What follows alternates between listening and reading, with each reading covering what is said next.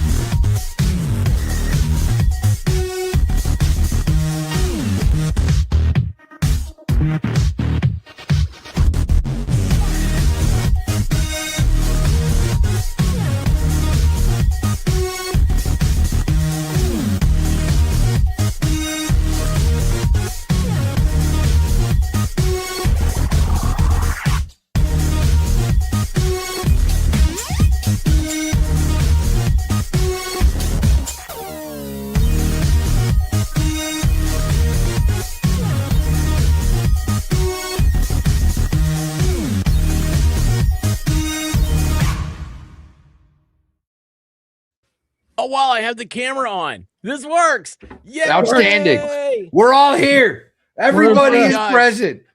Oh my God, Nobody is awesome. missing. No, this is guys, this is I know all the dudes that I know are chicks. Yeah, that works. Is that what that text was supposed to say? What did it say? It said all the girls I know are chicks. I was like, well, yeah, that's how it works. Makes way more sense now. Now it makes sense. Yeah. No. I didn't know what to say. I don't know. What am I supposed to say to that? I just sent him a bunch of emojis of baby chicks back. That was the response he got. I don't know what you're saying, man. Yep. Here's the emojis. Oh. He has two hands. Anyway. His hand fell off again. Oh. It fell off. Oh, baby Jeebus. Yeah. I still have it. Oh, that he has two hands. I still have it. Oh my gosh, you're holding it in your hand. Oh my gosh. Oh my gosh. In his hand. Baby Jeebus in his hand. Oh my Might have to God. get baby Jesus. Sweet baby Jesus. I am so sorry for the sins of Bahala. I blame him, actually. He gave me this fidgetiness that I have to live with every day. It's his own fault. He asked for this. Me or Jesus? Jesus. Okay. Yeah. It's not my fault that time. That's awesome. Oh my gosh, I really did. I was like, did I blaspheme? Did Valhalla just turn that around? That's awesome. Oh, my mic broke. Oh. I didn't touch it. I didn't even touch. That was the power of the Lord. You just watched. Dude. You know what I was doing 30 seconds before I jumped on here? It better not be anything that makes baby Jesus upset. No. I was putting on brand new baby goat in the nursing stall. We got another brand new baby girl. Freya, a little baby girl. I have to ask this. Okay. Was it expected? Was it expensive? Is that what you said? Expected? Expected. Well, I mean, they're all sort of expected. It wasn't out of wedlock, if that was your real question. Did you come home and find another surprise baby? No, she just got born. Got born. Did you hear that? He had baby goats and didn't know it. Oh yeah. That was the greatest thing I've ever heard. She's just getting bigger. I don't understand. She's just hungry. Fat goats are happy goats. So as long as they're fat, I don't care. That's what I say about blue dog and brown dog. I think it's a little different with dogs. Yeah, it's just a little that's different. That's why I tell White Rabbit about me. And I got the coolest thing the other day. I'm scared to use them. But check this out. I got watercolor pens. Explain watercolor pens. Do you have to dip them in water? No idea. I haven't used them yet. There's actually like 4 watercolor pens in here that you have to fill up with water. It's like empty. You got to fill this one up with water. I've never used them. Why would before. you I'm really have to excited fill about them it. up with water? But just those ones for like the water ones. The rest of them are all like colors and stuff. They're all pretty. Party. Maybe that's your invisible one, your clear one. You fill it up with water so you can. Well, when you use watercolor paints, you can use water to kind of thin colors out and stretch colors, and it does neat things. I'm very excited about it. I have to get that redheaded girl I know to do watercolors with me. I don't know what a watercolor is. I thought that was like I think I was thinking pastels. Very different. Very different. What do you dye eggs with? Food coloring. Dye. That's Food not coloring, considered yeah. a watercolor? No. You know, like when you're a little kid, you got the I'll be honest with you. I was not given a lot of art supplies as a little kid. well, maybe I'm not. Why am I I not guarantee surprised? you had like a watercolor paint set at some point in your life. Dude, I listen, this is 100% your real good, your whatever I am friend, real life person, 3D person talking about. IRL. I've never seen anything like that in my life. What? The paint thing? No. It's just paints, and then you add a couple drops of water, and you get the paint going. And Okay, It's like it's like makeup or I've something. never put makeup on. sort of. I haven't either.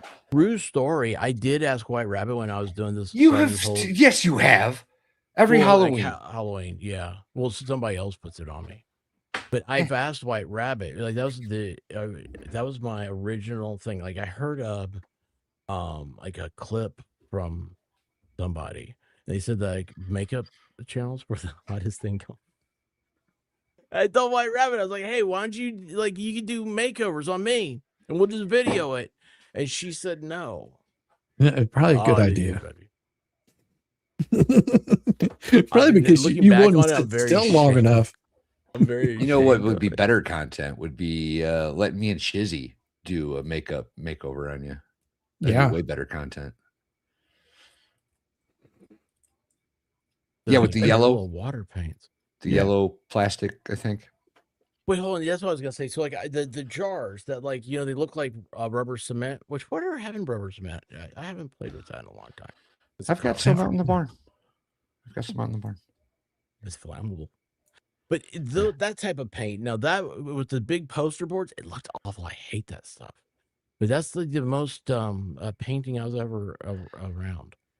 I kid you not. Looking back on it, I'm beginning Tempera to think painting. this was- Tempera paint. You're talking about tempera paint. That's what it's called. Tempera paint. Isn't that the breading for Asian chicken? That's tempura. No, that's very different.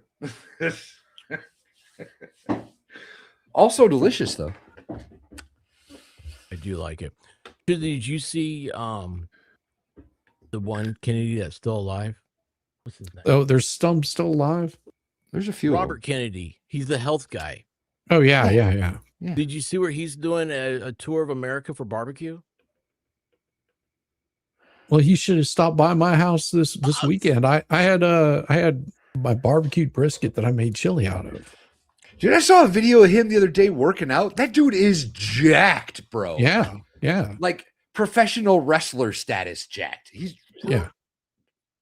I was like, God damn. Yeah, it's absolutely crazy, and I don't think he does drugs, steroids and stuff. No. I don't think know. he's all natural. I would assume he's got to be on like TRT. He's swole, dude. He is cut. He's got to What's be. TRT? What's TRT? He's like 60 years old. You're not naturally that shredded at 60 years old. But if you've been working out like he does all the time, yeah, you would be. Wait, I'm glad He's you got said time that. to do it. Hang on a second. Yeah. Did you While he's running the health of the nation. Yeah. No big deal. Oh yeah, he went to Alaska to go hiking. Dude, that was another weird thing. He's That's 70. weird. He's 70, they're saying. I'm not wow. buying it. He's on TRT or something. Well, he's with You see him just cracking open the embryos. That South Park Oh. episode. yes, with Yo, there's a South Park episode. There's been like that show's been on for as long as The Simpsons, just about. Oh, yeah. I mean, Well it's over crazy 25 years. It's been on for a long it time. is. Hey, Harriet. So there's a South Park. If you guys aren't degenerate enough, like obviously we are. Christopher Reeve, the guy who played the original Superman. I don't know anything else he was ever been in, but Christopher Reeve? yeah, He was in Superman 2. is that the one? He was in a where, like, wheelchair. He was in a wheelchair. That was after. That goes back to the FNL. No, the South Park episode with him. So he's it was what was the big thing? Was it embryo research? It was stem cells. They were doing stem cells. They were just getting them fresh from the source. Yeah, he really was. Like it was fetuses. Was that the Island of Dr. Monroe spoof? Is that what that one was? No, this one was just a normal one. Oh.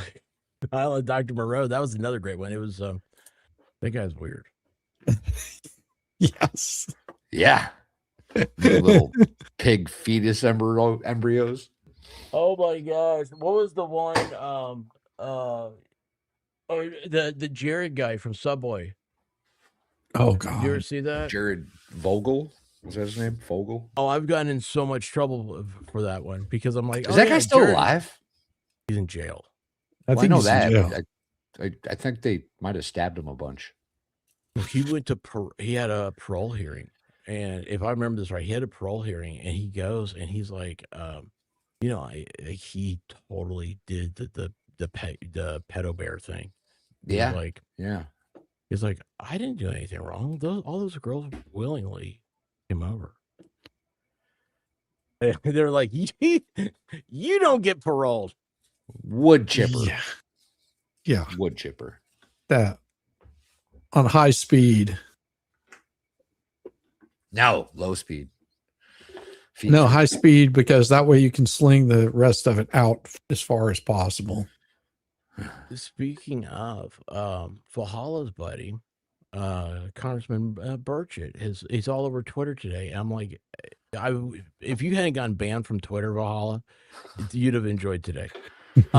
Because he put out a video. He said we ought to hang child molesters. And he's like, you can come out to my farm and do it.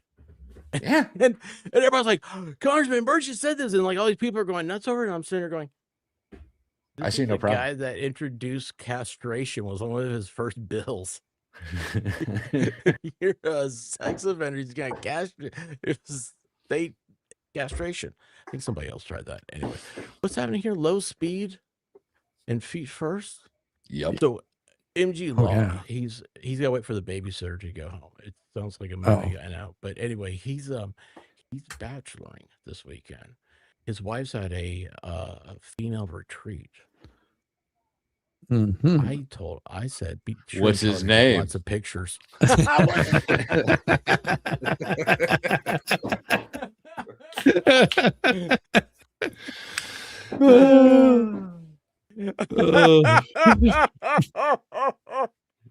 gonna surprise us. He's gonna show up at FNL Dollywood, and he's gonna be like, "Oh yeah, my wife got a bonus." It's like someone watched the stream where he got hooked up to the shocker. Wait, he didn't get hooked up to a shocker. Yo, if she comes up with a new Mercedes, you need to file for divorce, bro. That's all I'm saying. Like, hey, he's like, if I get the car, what do I care? My mom always told my dad that if he could find one of the Walton women, like Sam Walton, Walmart. Sure. She's like, feel free to go for her as long as you send the money home. Looking back on, my mom wanted rid of my dad and wanted a paycheck. I tell Mrs. Valhalla that all the time.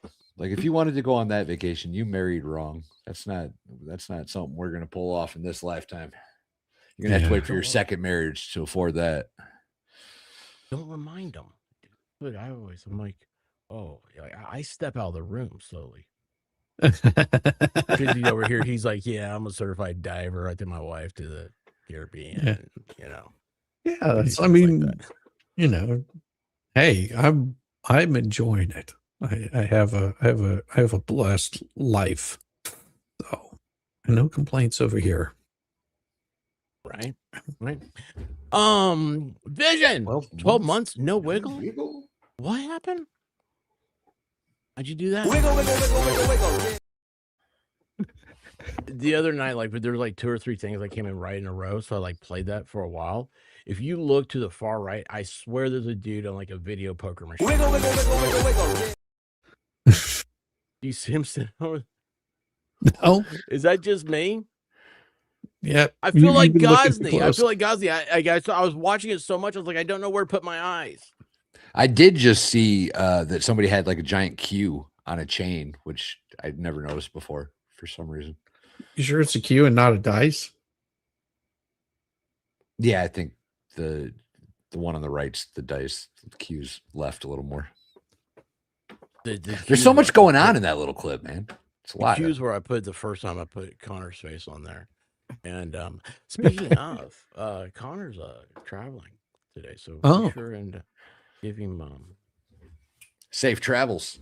Yeah, I'm afraid to say anything prayer like like say prayers and stuff like that, because you saw it happen when Hall started talking about Jesus. My mic broke.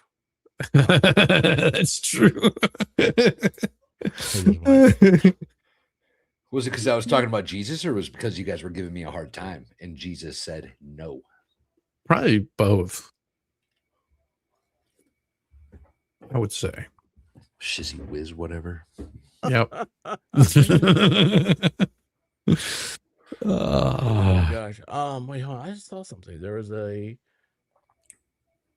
Darren doesn't like the wiggles. Thank you so much. I thought I missed something though. Yeah. See, now I feel like you're not missing anything. I think you're on top of it now. Beta. I know I am. But Wiggle, wiggle, wiggle, wiggle, wiggle. Wiggle, wiggle, wiggle, wiggle, wiggle. Wiggle, wiggle, wiggle, wiggle, wiggle. Wiggle, wiggle, wiggle, wiggle, wiggle. Wiggle, wiggle, wiggle, wiggle, wiggle. Wiggle, wiggle, wiggle, wiggle, wiggle. He kind of what looks does like the Camelot. sign on the neck say? Maybe it is Camelot. Oh, is he still? I think he used to be kind of chubby. It might have been him in a past life. Could have been. The things you do for money, man. $20 is $20. J7. She wants to have fun wiggle. Well, I'll tell you what. Anyway, where'd they go? I've completely lost my your wiggle. No, wait. I'm on the slow ones. Sorry, I was on the ones that just hang. The pictures. Wiggle, wiggle, wiggle, wiggle, wiggle, yeah. Wiggle, wiggle, wiggle, wiggle, wiggle, yeah. Wiggle, wiggle, wiggle, wiggle, wiggle. Wiggle, wiggle, wiggle, wiggle, wiggle, yeah. Wiggle, wiggle, wiggle, wiggle, wiggle, yeah. Wiggle, wiggle, wiggle, wiggle, wiggle, yeah.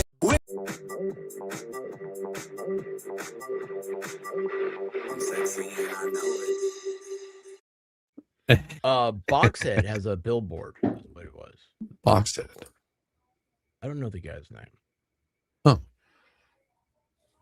Oh. Your voice happening a little D? Sorry. What?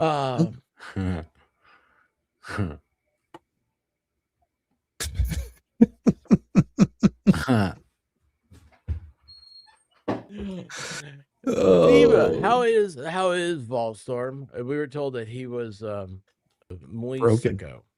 Yeah, he's broken. So we need to have we may be having soon. Well, I guess last week I wasn't here. Was I? I didn't know that, y'all.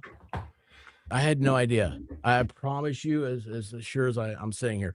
When did the Ash Wednesday to my dad, Ash Wednesday, we went to Whataburger. We came back. I went upstairs, I ate my food, and I fell asleep Wednesday night, and I did not wake up until Sunday night.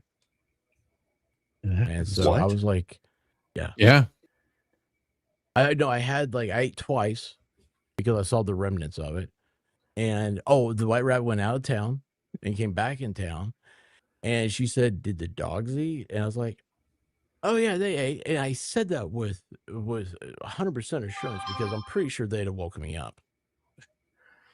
Yeah, imagine so. It was pretty rough. So anyway, it was Well, Sunday. glad you're back with the living. I suppose. Yeah. Glad you're. Have I not talked to anybody? I don't. Yeah, that was like We talked today, but Yeah. I haven't talked Did to you we? since like 2 Fridays ago. You got a dog. Yeah, that I was. did a dog. How's he know. doing? He's good. Sleeping. Oh, he's laying down. I don't know if he's actually sleeping. Oh, there he is.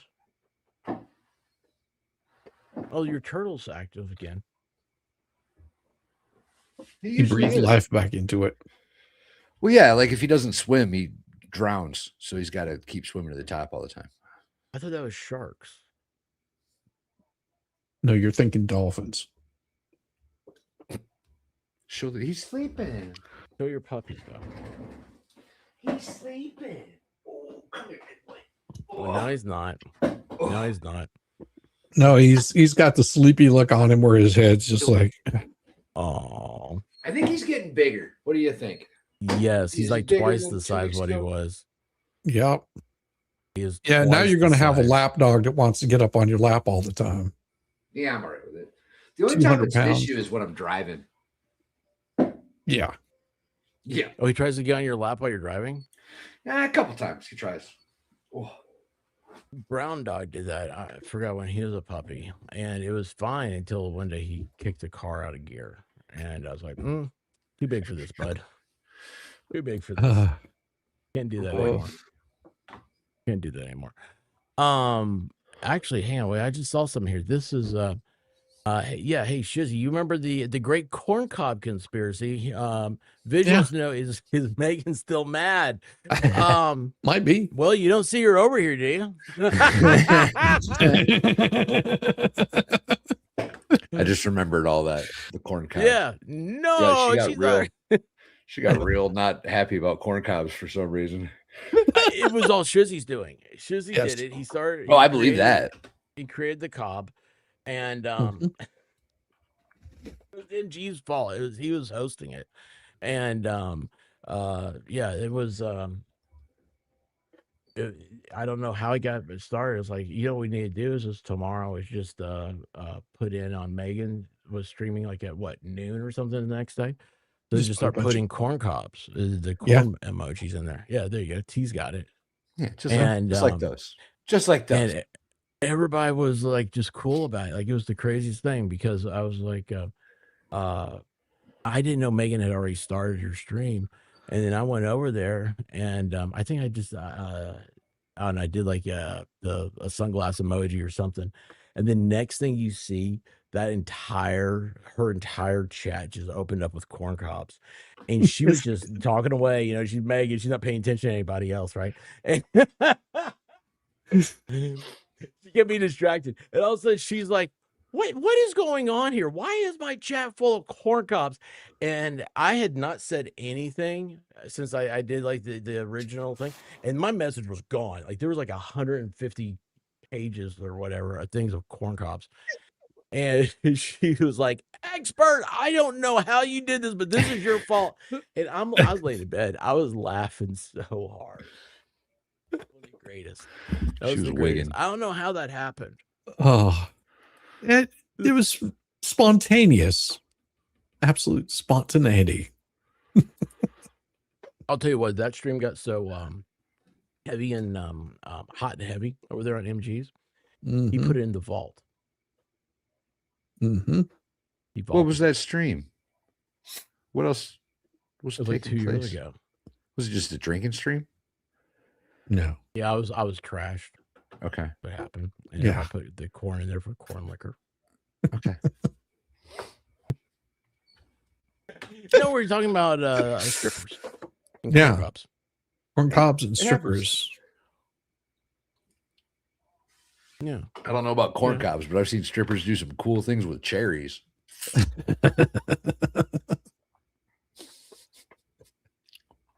You know what? I was thinking of a different kind of cherry. Sorry. I was thinking about a Bing cherry. You know? You know what's funny? I love cherry flavored candy. I mean, it's not as good as orange, but I like cherry flavored candy. I cannot stand cherries. I like their little tricks. Yeah, I can see What? that. What are you saying? Cherries? I don't eat cherries. Why? I don't like the way they taste. Like I love the candy, but like the fruit, it's like a little apples or something. No, it's a cherry. It's nothing like an apple. It's delicious. Oh, Maraschino cherries. well, that's like part of the buffet. That's not a buffet. That's the catering garnish stand at the bar. You leave that alone. Not if you're in Texas Gin, it wasn't.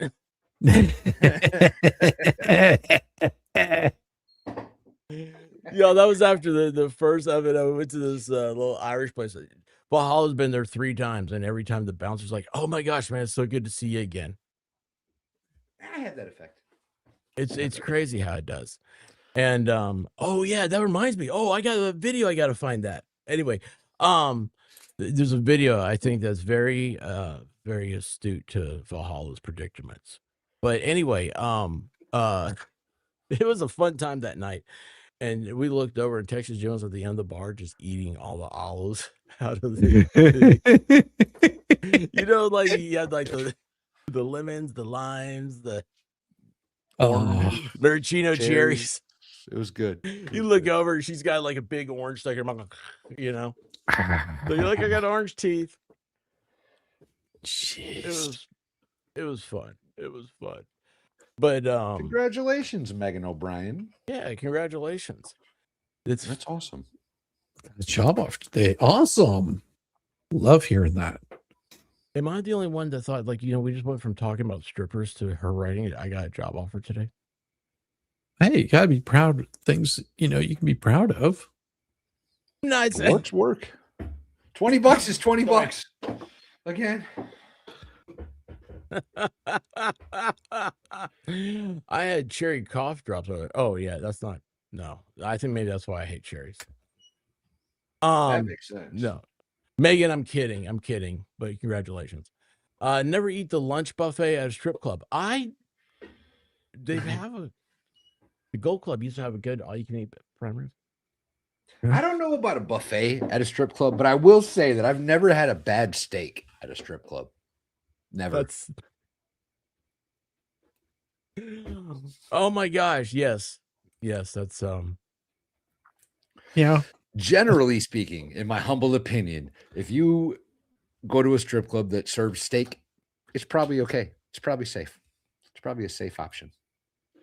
Maybe. Well, I went to Scores. I went to Scores one time, like one of the fancy places, right? They had pizza rolls. That was like their big appetizer was pizza rolls. I was like, this is Scores. Like, what are you guys doing here? This is terrible. Brought it out on like a little paper plate. It's like, this is absolutely ridiculous.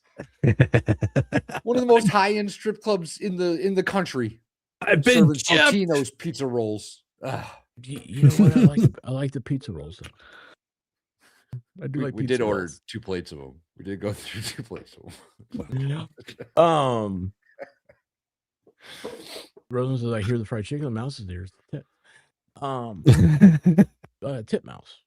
Is that what you're talking about? Titmouse. Yeah. Anyway, the Sun Sphere, there may still be a bar there. I don't know, but there was a bar. And in Tennessee, to be able to sell beer, you have to serve food.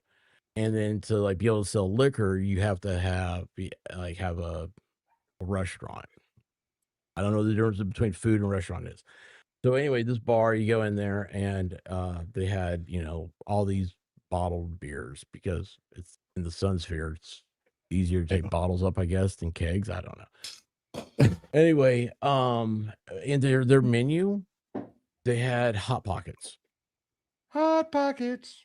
I kid you not. And I was like, I'll take one of those Hot Pockets. Can you resell those?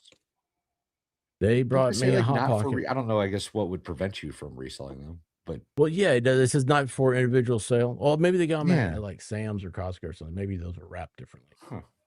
But they brought it out on a paper plate, and they're like, "Yeah, we have to have food." It was like that and like beer cheese dip. It's a unique place. It's a unique place. Thank you so much, T42, for the laughing, rolling around on the floor pair. Wiggle, wiggle, wiggle, wiggle, wiggle, yeah. Wiggle, wiggle, wiggle, wiggle, wiggle, yeah. Wiggle, wiggle, wiggle, wiggle, wiggle, yeah. Wiggle, wiggle, wiggle, wiggle, wiggle, yeah. Wiggle, wiggle, wiggle, wiggle, wiggle, yeah. Wiggle, wiggle, wiggle, wiggle, wiggle, yeah. What are you talking about with the guy on the piano or whatever the hell you were talking about? On the Slot far machine? right. On the I don't far see right. any You of look, okay, on the like he's like sitting at the bar. I see her. It's my right. It might What be your bar? left. I don't know. I don't even Wiggle, wiggle, wiggle, wiggle, wiggle, yeah. He's There's sitting the behind guy him. that- yeah, there's a guy over there with no jewelry on. Behind him is a dude in a fedora playing like. I'm pretty new- sure you're just trying to make me look. Wiggle, wiggle, wiggle, wiggle, wiggle, yeah. You're just trying to make me watch the Wiggles really intensely, is what you're trying to do. I'm telling you, there's someone over there. There's someone over there. Oh man, he doesn't see it. What don't I Okay. see? No, Well, then I said he doesn't see it. Valhalla doesn't see it. Well, he will. I'm beginning to see a Eventually. pattern here. Thank you so much, Danielle. But it's another. I realize that this pair has a sweatband on. It's like an exercise pair. I think I'm beginning to see a pattern here. Look, I haven't even cracked open the nerd. Wiggle, wiggle, wiggle, wiggle, wiggle, yeah. Wiggle, wiggle, wiggle, wiggle, wiggle, yeah. Wiggle, wiggle, wiggle, wiggle, wiggle, yeah. Wiggle, wiggle, wiggle, wiggle, wiggle, yeah. Wiggle, wiggle, wiggle, wiggle, wiggle, yeah. Wiggle, wiggle, wiggle, wiggle, wiggle, yeah. Well, you are buffing into fitness, so there's that. Oh yeah. I Yeah. forgot about that. I totally forgot about that.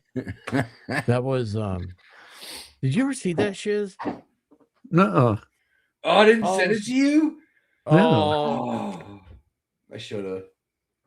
what was that chick's name? I don't know. I didn't really pay that close of attention. She claimed to be like Rose City Antifa or something. Yeah, Oh. so It Valhalla's was big intense. in the Antifa movement in Portland. Yeah. Oh yeah. Yeah, that's So why he this- goes. That's why he goes to the farm every year. Yeah. Yeah. Yeah. What is it? How do you pronounce it? It's like Aphrodite, but it's Antifa-dite. That's Valhalla's code name over there. And so he's over there. He's doing the thing, whatever. Afro Dizzy. And- yeah. Yeah. Oh, I gotta look for that. Anyway, so she sends like Valhalla. She's like, does like a 30-minute thing talking about Valhalla, and then she's like, and then there's this guy, and she has to put on her reading glasses. She has notes. She has notes. She looks down. She goes, "The expert," and then I'm like, "Oh, this is cool. What's up?" And evidently, I have all the code words. I have a Captain America shield. I'm into comic books and stuff. And I'm trying to warp the minds of She had like this whole elaborate conspiracy theory about how we were all indoctrinating the youth into the Austrian painter style something, or just crazy people, y'all. Crazy people on the internet. That is crazy. It was wild. It was wild. They have me figured out so quickly. Oh. So then we indoctrinate. Wiggle, wiggle, wiggle, wiggle, wiggle, yeah. Wiggle, wiggle, wiggle, wiggle, wiggle, yeah. Wiggle, wiggle, wiggle, wiggle, wiggle, yeah. Wiggle. Did you see it? I wasn't even looking. I wasn't even looking. I was The- looking at something else. And she I did send a link to if Gosney is around. Hopefully he'll that'd be come awesome. in. And then I was like, he'll find. Yeah, he'll say pause it. It's right there. Yeah, but I can't pause it. It's on the StreamYard thingy. Yeah, I know. So wait, that's the thing I gotta look for. Where did I send that to myself? I don't know. Do you ever do that? Like send yourself stuff and then forget about it? All the time. Wait. I send my stuff I send myself stuff all the time. How I do don't you know if I do really it? forget about it though. It's just kind of there. Like, is there how does everybody send stuff to themselves? I text it to myself. Is I that do stupid? Discord. Discord. I didn't think about that. That's a good one. It's been working. So for me. anyway, what happened? What's working for you? The Discord thing. Oh. Sending things through Discord. Discord, I don't send it. I can't send anything through Discord because it wants me to like upgrade or something like that. I was like, I'm not into upgrading. Yeah. I knew. Yes.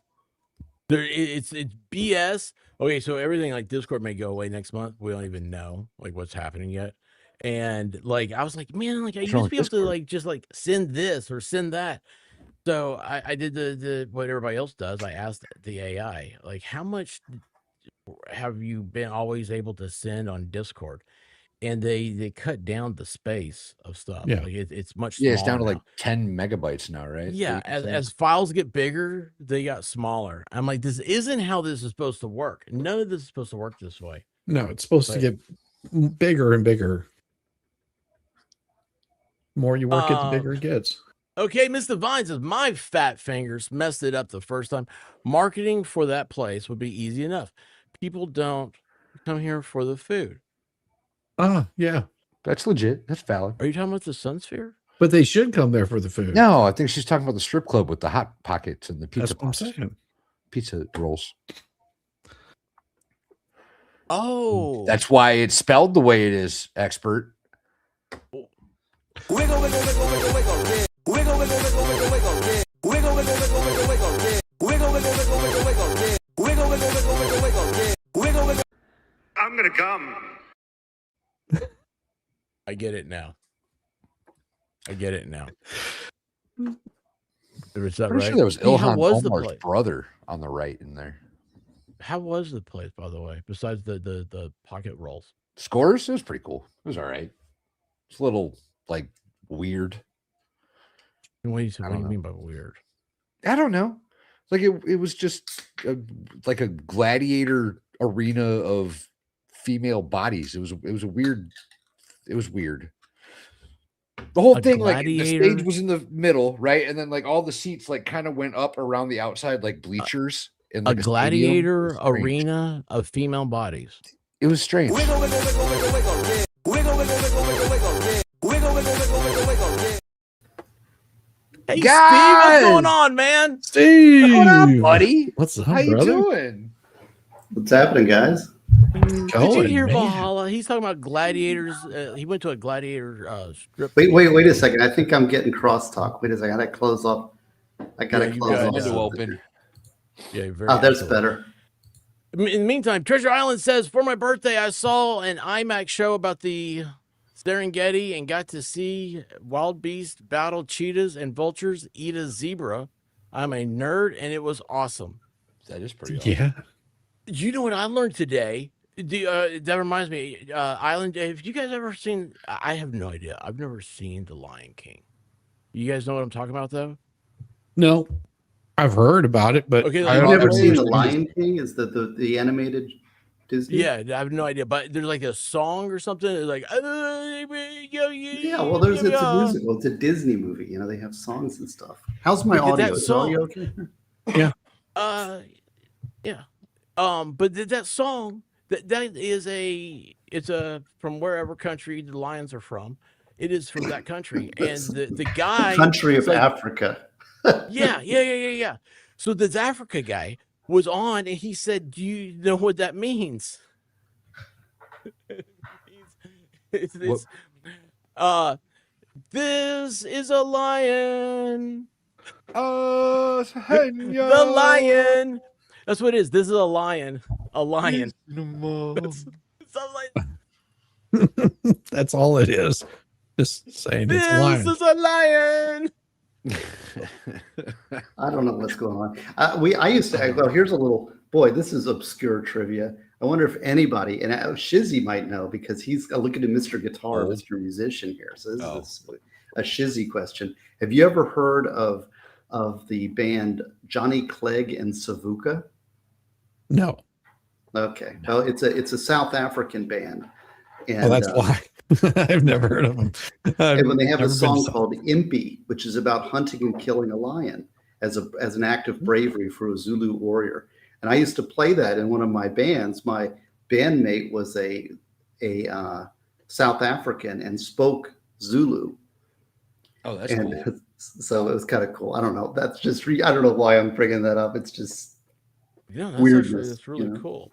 Yeah, my brother-in-law married a woman from Tanzania, and so they speak Swahili, which is it's really interesting. That's where I learned what babu was. Not Right. baboon. The but expert's babu. got a neighbor that like plays with lions and shit. Lion King, right? No, he was a missionary. Yeah. He was a missionary to Africa. Yeah, Valhalla, like, interestingly enough, I just got done watching a documentary about that. This was right after Valhalla took a 4th of July Gatling gun fireworks thing. It was like $90. It was awesome. He gets in the back of his truck and he lights the sucker up, and it says, "Do not hold in hand." He looks like he looks like Jesse Ventura in Predator. He's like, "I ain't got time to bleed." There's videos. Oh my gosh. See, what's been going on, man? Well, just lots and lots and lots of stuff that I can't talk about. The life of a lawyer. Privilege. That's the worst kind of stuff. Is privilege. Yeah. Yeah, but you have a nice chair. I did do. I edited. I don't know if I told. No, I've really not pushed it at all. Obviously, I've been kind of not involved in any kind of online activities because some people have suffered greatly from from the internet public presence. Nobody more than myself. But I did. I rewrote. I can't. I write because I enjoy writing, right? And whenever I would say, like, what's the best book? What's your best book? What's your most important book? I would say Prepare, right? But then I would start to have to qualify and say, well, yeah, Prepare is great, but you need to, like, forget, if you don't like the politics, just forget the politics, and you don't like guns, forget the gun stuff. You don't like the prepper stuff, forget the prepper stuff. And it starts kind of clunky, like legalese. So, keep persistent, don't let the hard, and so all this stuff. And I'd have to qualify it before I gave the book out. So skip to the phase chapter. So what I did is I took out all of the politics, I took out the gun stuff, took out the prepper stuff, and did a new intro and retitled it called Freedom, Faith, and Truth. And so, so that's basically, it's just the essence. And I see my buddy Danielle's in the chat, and she's the only one that I snuck that little bit of information to. Look at that. Look at that. And I upped the font size, and I put in some color photos, and I just tweaked it a little bit. But and I actually have not promoted it at all anywhere because I got an email about it. Yeah, well, that's what I mean, like online or anything, because what? I am sick of people saying Gosney always comes on and promotes his books. You know what? Screw it. I'm not promoting. In fact, I want people to unsubscribe to me. If all their haters, they don't like me, that I'm annoying, whatever it is, unsubscribe, go away. I don't need you. I'm not on the internet anymore. You win. So, but if you're a fan, I'm just telling you. Exactly. That's the attitude you have to have with the haters. Oh, the haters are out there. Oh, yeah. So many bad people in the world. It's frightening. Real quick, so for everybody who doesn't know, Steve Gosney here is actually a little fanboyness here. I'm very blessed to have Steve in my life. He is one of the I without a doubt one of these most astute legal minds I've ever had the privilege of talking to. I'm not talking to, and I feel like that's the wrong word. So everything I feel to say is going to be the wrong word, but sharing a conversation with.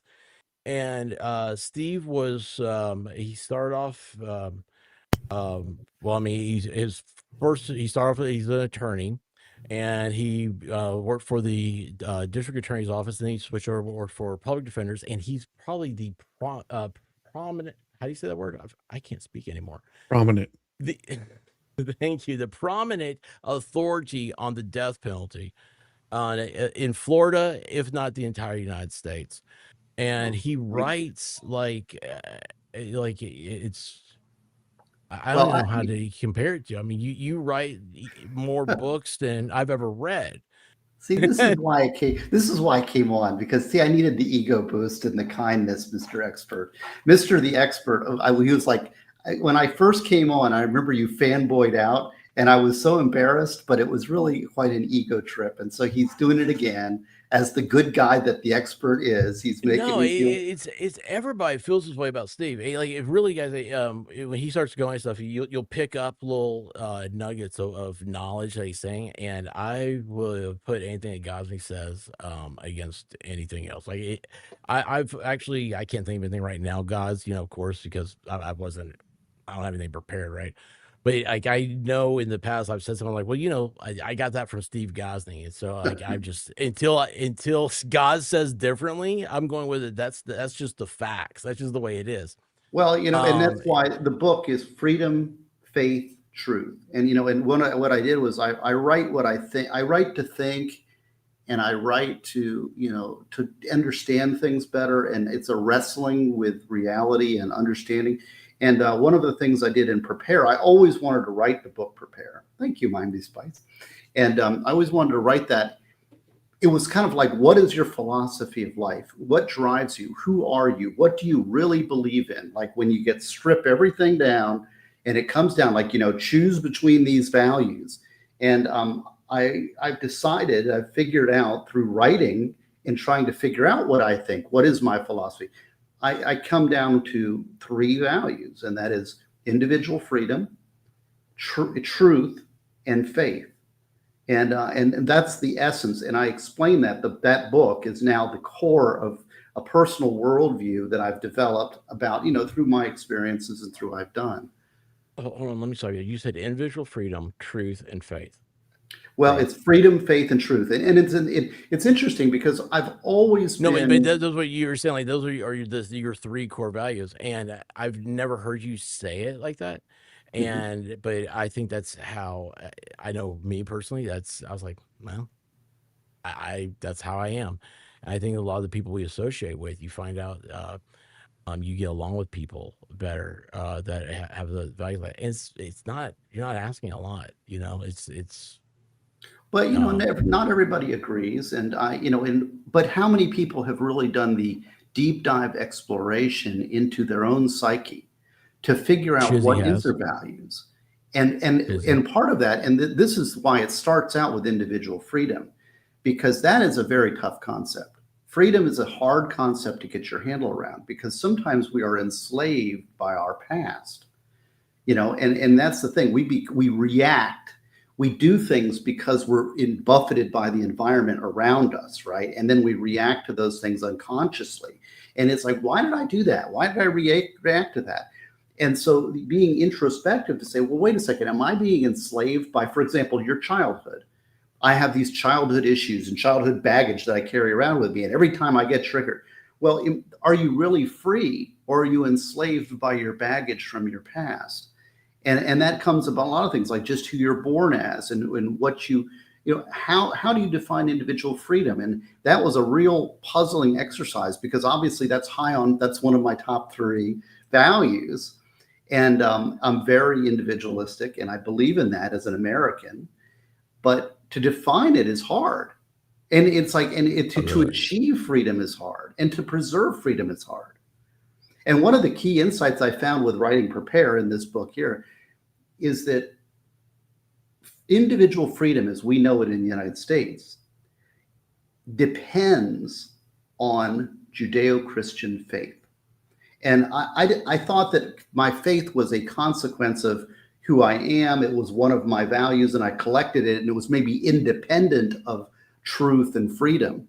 But when I wrote the book, and when I wrote the chapters on faith, I found that actually freedom, individual freedom as we understand it in our society, is dependent on the Judeo-Christian heritage, that other cultures do not value freedom.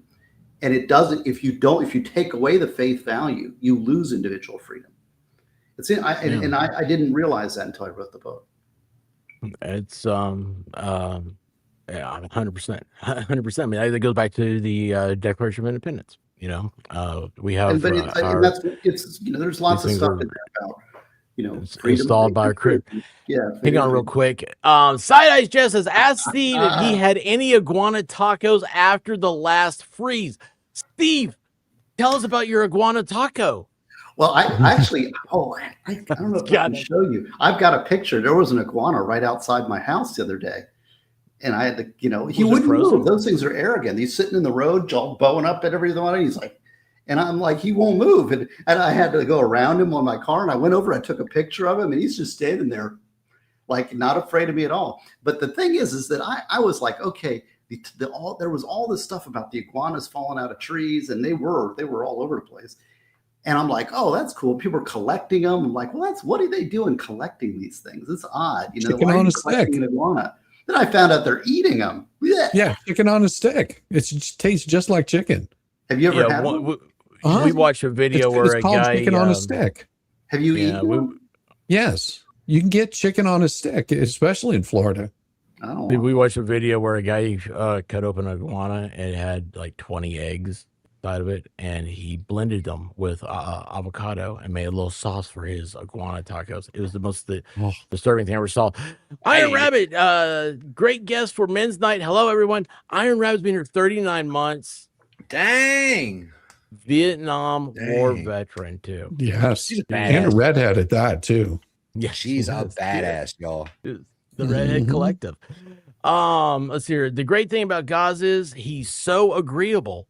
Is that sarcastic? No, that's Zach, by the way. I don't know if you're. Yeah, aware you never of that. know. Oh, he knows Zach. I'm sure. You never know. Now he's Prince of Wales, so I don't know how long Gaz has been MIA. That's Zach. I'm completely out of touch with everything. No, I am absolutely not. Thank you, Iron Rabbit. That is learned behavior. And see, I am one of the most disagreeable people on earth. And statistically, I'll agree with that. You do, like you're very disagreeable. The big 5 personality traits. One of I'm not being mean either. I mean that in a good way. No, I'm serious. I am in the one of the reasons I project myself as being agreeable is because I know that I am extremely disagreeable on everything, and that is not a popular trait. It does not endear you to other people. So I consciously make the individual freedom decision to be agreeable whenever humanly possible, because I am so disagreeable that I have to consciously override that desire to disagree. You know that I adopt that same mentality, but only with my wife. That's the only. Yes, Hollow walks out of the street. People are like, "Oh my gosh, man, it's so great to see you again." He's like, "Yeah, how do you know me?" People will say, "What's up, Valhalla?" as they walk by, and he's like, "Oh, wait a second, how'd that person know me?" Facts. That was a true story right there. T-Rex says, reminds me of the Jefferson quote: only virtuous people are capable of maintaining freedom, or something close to that.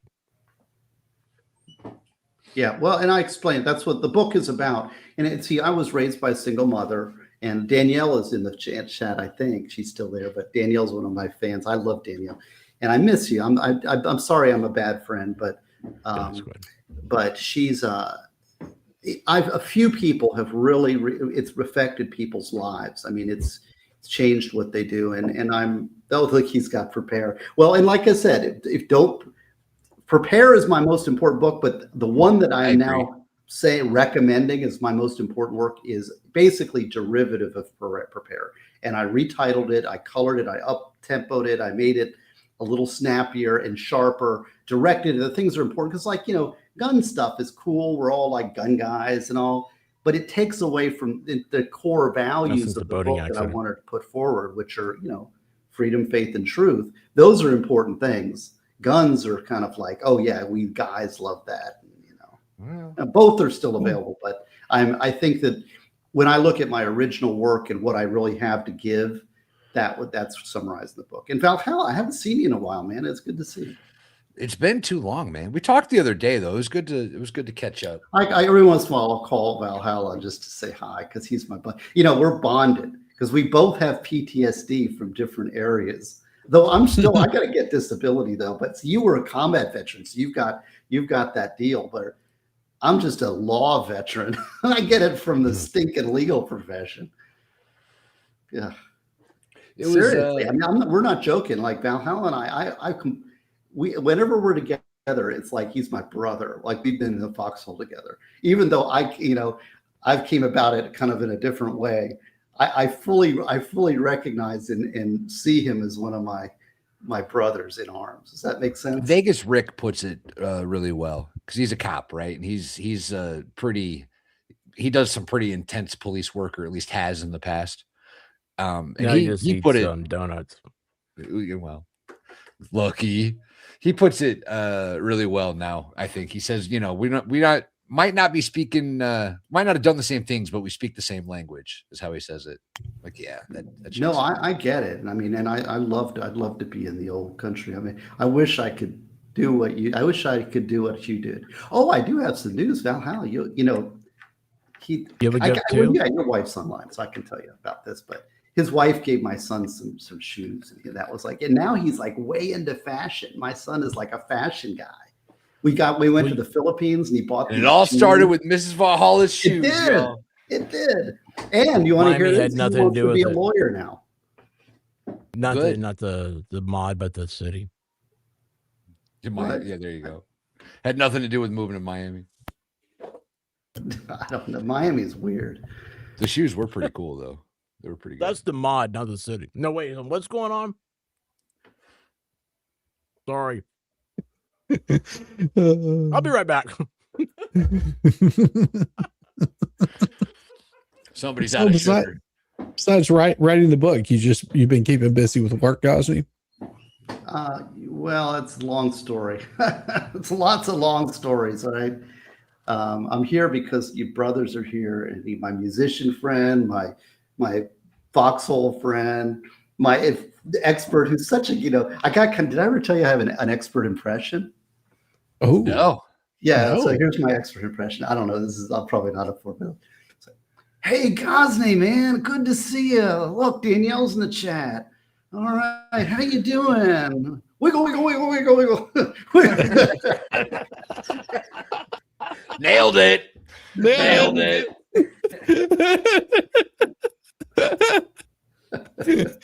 Oh, hey, man, Shizzy. Look, Shizzy's here. All right, man, how's it going? Oh. That's so him too. We're gearing up for Dollywood. Yeah, June. You gotta make your way up. Yeah. Something happened there. Did it get jammed up or something? Might have been. Got a little choppy. Oh, look. So, hey, just met you tonight. Little Miss Red Velvet has never met me or read any of my books. Yeah, you can go look at stevegosney.com. It's got all my books. I got and the children's books come out of Prepare, because one of the things that when I got through that, I mean, my recipe for saving this country starts from the individual level. Everybody wants to project into the national government the solutions to our problems. And really, it begins with families teaching their kids good values. And so many children's books are value devoid, or they're Christian books that are so heavy-handed with the Christian stuff that it turns kids aren't interested. It's like, look, here's Jesus laying down with a lion. And look, Jesus loves you. It's like, it's so heavy-handed with the Christian stuff that it's like, yeah, that's that Christian book. Let me read Dr. Seuss. So what I did is I'm trying to write good stories with little animals and children's stories with Christian messages in them. Like Brucey the One-Eyed Wonder Dog is the Serenity Prayer. It's the Serenity Prayer. And it's a story of a little dog with a disability and about, things he can't control. And that even though he has a disability, he's still entitled to love, and things like that. So I've got three children's books now. Yeah, I think it's 3. I think there's Brucey, there's My Difficult Dog, and there's Scooter Asks Where Is God, which is like a little kid question, but it's an adult question too, right? Where is God? What's he look like? A lot of atheists like to challenge your faith by saying, well, God's some bearded guy in the, the spaghetti monster in the sky. And, have you ever seen him? What's he look like? And, and those are valid children questions, right? But we don't grow up and we don't really develop a mature faith. And a mature faith is a lot more complex. It's a lot more subtle. And faith in God is there, but you have to know he's not a spaghetti monster in the sky. It's a different thing. And so the scooter, that's why I wrote that book, was for children, so that they can because there's so many people. I mean, have you been noticing this, that like you go on X and there's all these people like, I'm a Christian, but people lie about who they are, and they use it to undermine faith. They undermine values. Hey, MG Law's here. Hey, brother. What's up? What's up, buddy? I got the kids to bed, so nice. Now it's time for the fun to begin. Well, Gosney's here. He always brings the fun. I'm sorry, sidecars, yes. Offline, but I'm just, the only reason I'm here is because Expert invited me, and I saw Valhalla and Shizzy here, and I'm like, you know what? I got to just say hi. Because it has been a hot minute since I've seen you. I mean, because I've been so busy, and I know that you've been busy also. So it's just like no time to catch up or anything like that. I know. Well, there's a lot of reasons.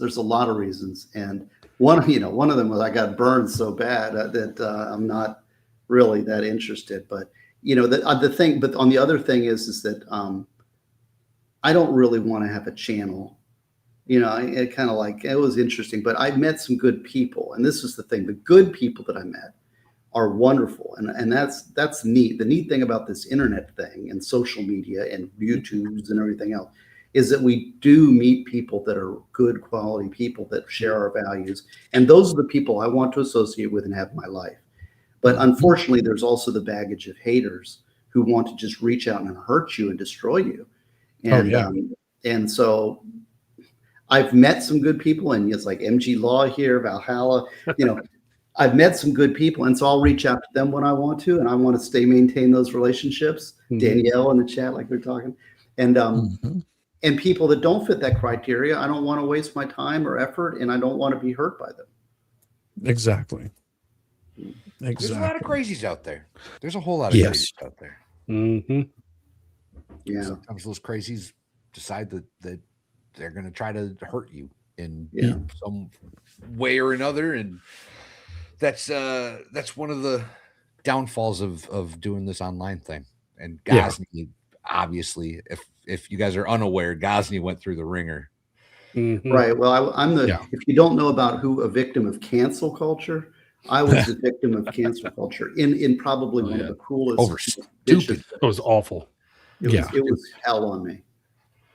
But one terrible woman with the computer. Yeah. Well, anyways, but let's exactly like you expect her to, Chad. It's been about 2 years though. I mean, I'm really like, now I am completely out of criminal law and I'm doing civil law. So, and I'm mastering civil litigation, and that's one of the reasons too that I haven't been online. First of all, you don't have time. Civil practice doesn't really give me opportunities to do any of this stuff. People don't really care. It's like it's not interesting to people who are fans of law tubes and stuff. They don't want to hear about civil litigation. Yeah, civil's a pain in the ass. Yeah, it is. Yes, that can be fun. That can be fun. I mean this, everybody in the chat. I totally take Steve Gosney's word. MG, like he's like, what does he do? Like Russian law or something. No, it's not that. It's money law, But like God, I mean, this guy, we're talking about like, he's a real, like, he was a hardcore defense guy and everything. And it's a different. I'm giving MG a hard time. He knows that. I'm absolutely amazed because you don't know he's a federal lawyer. He deals in the federal courts, and that's a whole different specialized field. But Gosney, he being criminal defense is well. Actually, let's Wow. Just to interrupt you briefly, I apologize, but Mhm. it was more than criminal defense. What Ghazni did in the state of Florida was represent appellate cases for Death penalties. death convictions. So And people that's that were where on death row went to Ghazni to try to better their situation through the appellate process. Well, actually, they didn't come to me; they were assigned to me Well, by Yeah. the state of Florida. And there's only about they're like, 30. hey, I want to meet that Steve Gosney guy. There- What's a there's good way only to do about that? 35 lawyers in Florida who did death penalty appeals in Florida for the public defender's office. So, and that's out of 120,000 lawyers. Mhm. There was only about 35 of us that actually did death penalty appeals. And I also was prosecutor for 6 years. And then I did death penalty. Well, then I did appeals for 14 years and capped that off with death penalty appeals. And then I went back to the state attorney's office to try to, because I'm a big critic of a lot of these prosecutors and watching trials and seeing them, it was amazing how widespread prosecutorial misconduct and bad prosecution was. I was shocked. I thought it was just my little local area, right? But no, it is all over the country. Everywhere. And so I was like, and I'm a major critic. Sometimes there were some really great ones. There were some really great prosecutors, but then there were just absolute terrible people. And and I'm a big critic. I would call them out all the time, judges, prosecutors, everybody. But then it's easy to criticize. And so I had the opportunity to come in and help reform the local Miami state attorney's office, which is a major metro area, and help them out. And so I tried to do that. I gave it my attempt, and it was kind of going to be a career capper, but didn't work out, obviously. But at least I can say I put my money where my mouth is. It's one thing to throw rocks and criticize, but to actually take action, I can always look myself in the mirror and say I did my best. And a couple articles came out of it, which are still in Ideas and Answers in Law. A couple articles I wrote while at the Miami State Attorney's Office. Guys, the thing that you did that's universal is that you were at a time in your life, and we had talked about is like, do you go this path? And because you have so much invested in where you were, your home, everything like that, and you're talking about starting a whole new career. Yeah, Steve, what he did, it's gunner work. I mean, it's like that dream job type of thing, for so many attorneys. And for him to switch, because it's hard to switch. Like, I don't think people realize, Steve, like how hard that is. Like when you have a career as an attorney, you get well known for something and everything else. To change gears it's crippling almost, and so Well, see, but I had it's a testament. His success is a testament of the type of person, the resolve that Gosney had. Well, it's not been easy, and but I did have 6 years of private practice before I went into criminal. So and one of the reasons I went into criminal, and in MG and might get this, because is that being a civil litigator, you don't get much trial room experience, and so I started to get kind of afraid of going into the trials. So what I did was I leaned into it, and I said, I just got to beat that if I'm going to be a litigator. So I thought I was just going to go in for a few years, but I ended up there for 20 years. But now that I'm back in the civil practice, all those lessons, I mean, I'll tell you, I am getting really good. I mean, I get better and better and better, and I'm getting very dangerous in civil practice. And but I know I can do it. There's still some goals and some things, but I was having some real, I don't know. You just know when you're growing, and maybe that's what God has His plans for me. I don't know what God's plan is, but faith is very important. Guys, there's a lot of questions of different stuff. Like, I know, like, gosh, man, it's been so long since we've been able to hang out. I know, like, I've been gone and stuff, and then like everybody here has different paths they've gone on the tubes. And there's a lot of stuff that, like, I've dipped my toes into that I've been like, man, I got to get the right time and talk to guys about this, because I think there's interesting stuff, which I'm glad to hear when you came out. You're like, you have you have a different perspective on YouTube and stuff now, and I'm glad that you came on and you're hanging out with your friends and stuff, man. That's Well, cool, and man. I it's appreciate you. simply, I'm very, very, very careful. And this is probably a mistake to even be on internet, but it's because, we're here, but there is people watching that can access this stuff. But I'm telling you, I'm paranoid as hell lately. I mean, there's PTSD. You understand, Valhalla. And my name's out there. I mean, the thing is I never hid behind a pseudonym or anything, and maybe I should have. Maybe that was a mistake. And we'll watch out for you here. We'll make sure there's not gonna be anybody in chat's not gonna come around harass anybody, and I'm always good at trying to change the topic if I think that's going somewhere. Well, Miss K Casey, how you Devine doing? changed the topic there. What happened? What'd she do? Oh, her last chat. There we Oddly go. enough, they did all follow the path to boobs on the tubes. What is that? Boobs are awesome. That's a genetic disposition. As a man, we don't have a choice. We like boobs. Yeah. What We're happened? very visual creatures. Facts. I feel like I missed them.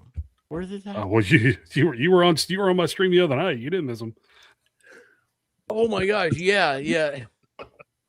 Do you guys see that? MG had it was Key West Mardi Gras, and two women started fighting. Yeah, that's right. She saw it. Yep. Yeah, she gave the the male cop a hug at the end of it too. That was that was the craziest thing. Steve, this Key West. I mean, she's wearing you would think she'd wear a bikini, but it was just more like a little Victoria's It was Secret. something to hold. It was something covering the nipples. That was basically it. And she was just enough to kind of hold there. The police officer she had the smothered the body right cam here. and gave the cop a hug. You're so sweet. Can I have a hug? And he was like, that's going to be great in the precinct later.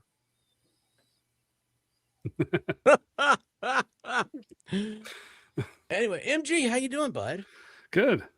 It's been a long day. I've been up since 5 o'clock. So, oof. Yeah. And so, is your wife like? Do you think she's gonna be coming back? We've been placing bets. We think that she might be. She's out, coming back. It's a church women's women's retreat thing. It's Friday night, Saturday. If she comes back with a Land Rover, our kid's best goes friend back with her Land Rover.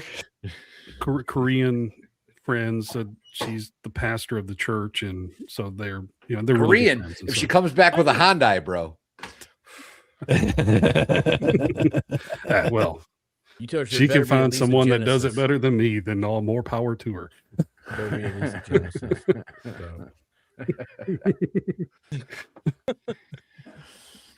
So expert, tell tell me me, he's how's the White Rabbit doing? I think she's okay. She's okay. I heard you went through a little tough time, and What? I heard you went through a little tough time too. Yeah. Me? You. Yeah. You talking about my mom dying? Yeah. Yeah, well, that sucks. I mean, yeah. But I mean, it's a different. everything How old else was is she? good. Everything else is good. That How old was she? that sucks. I don't know. You never tell me her age. Really? Did you not? Yeah, I could tell you the day she was born on.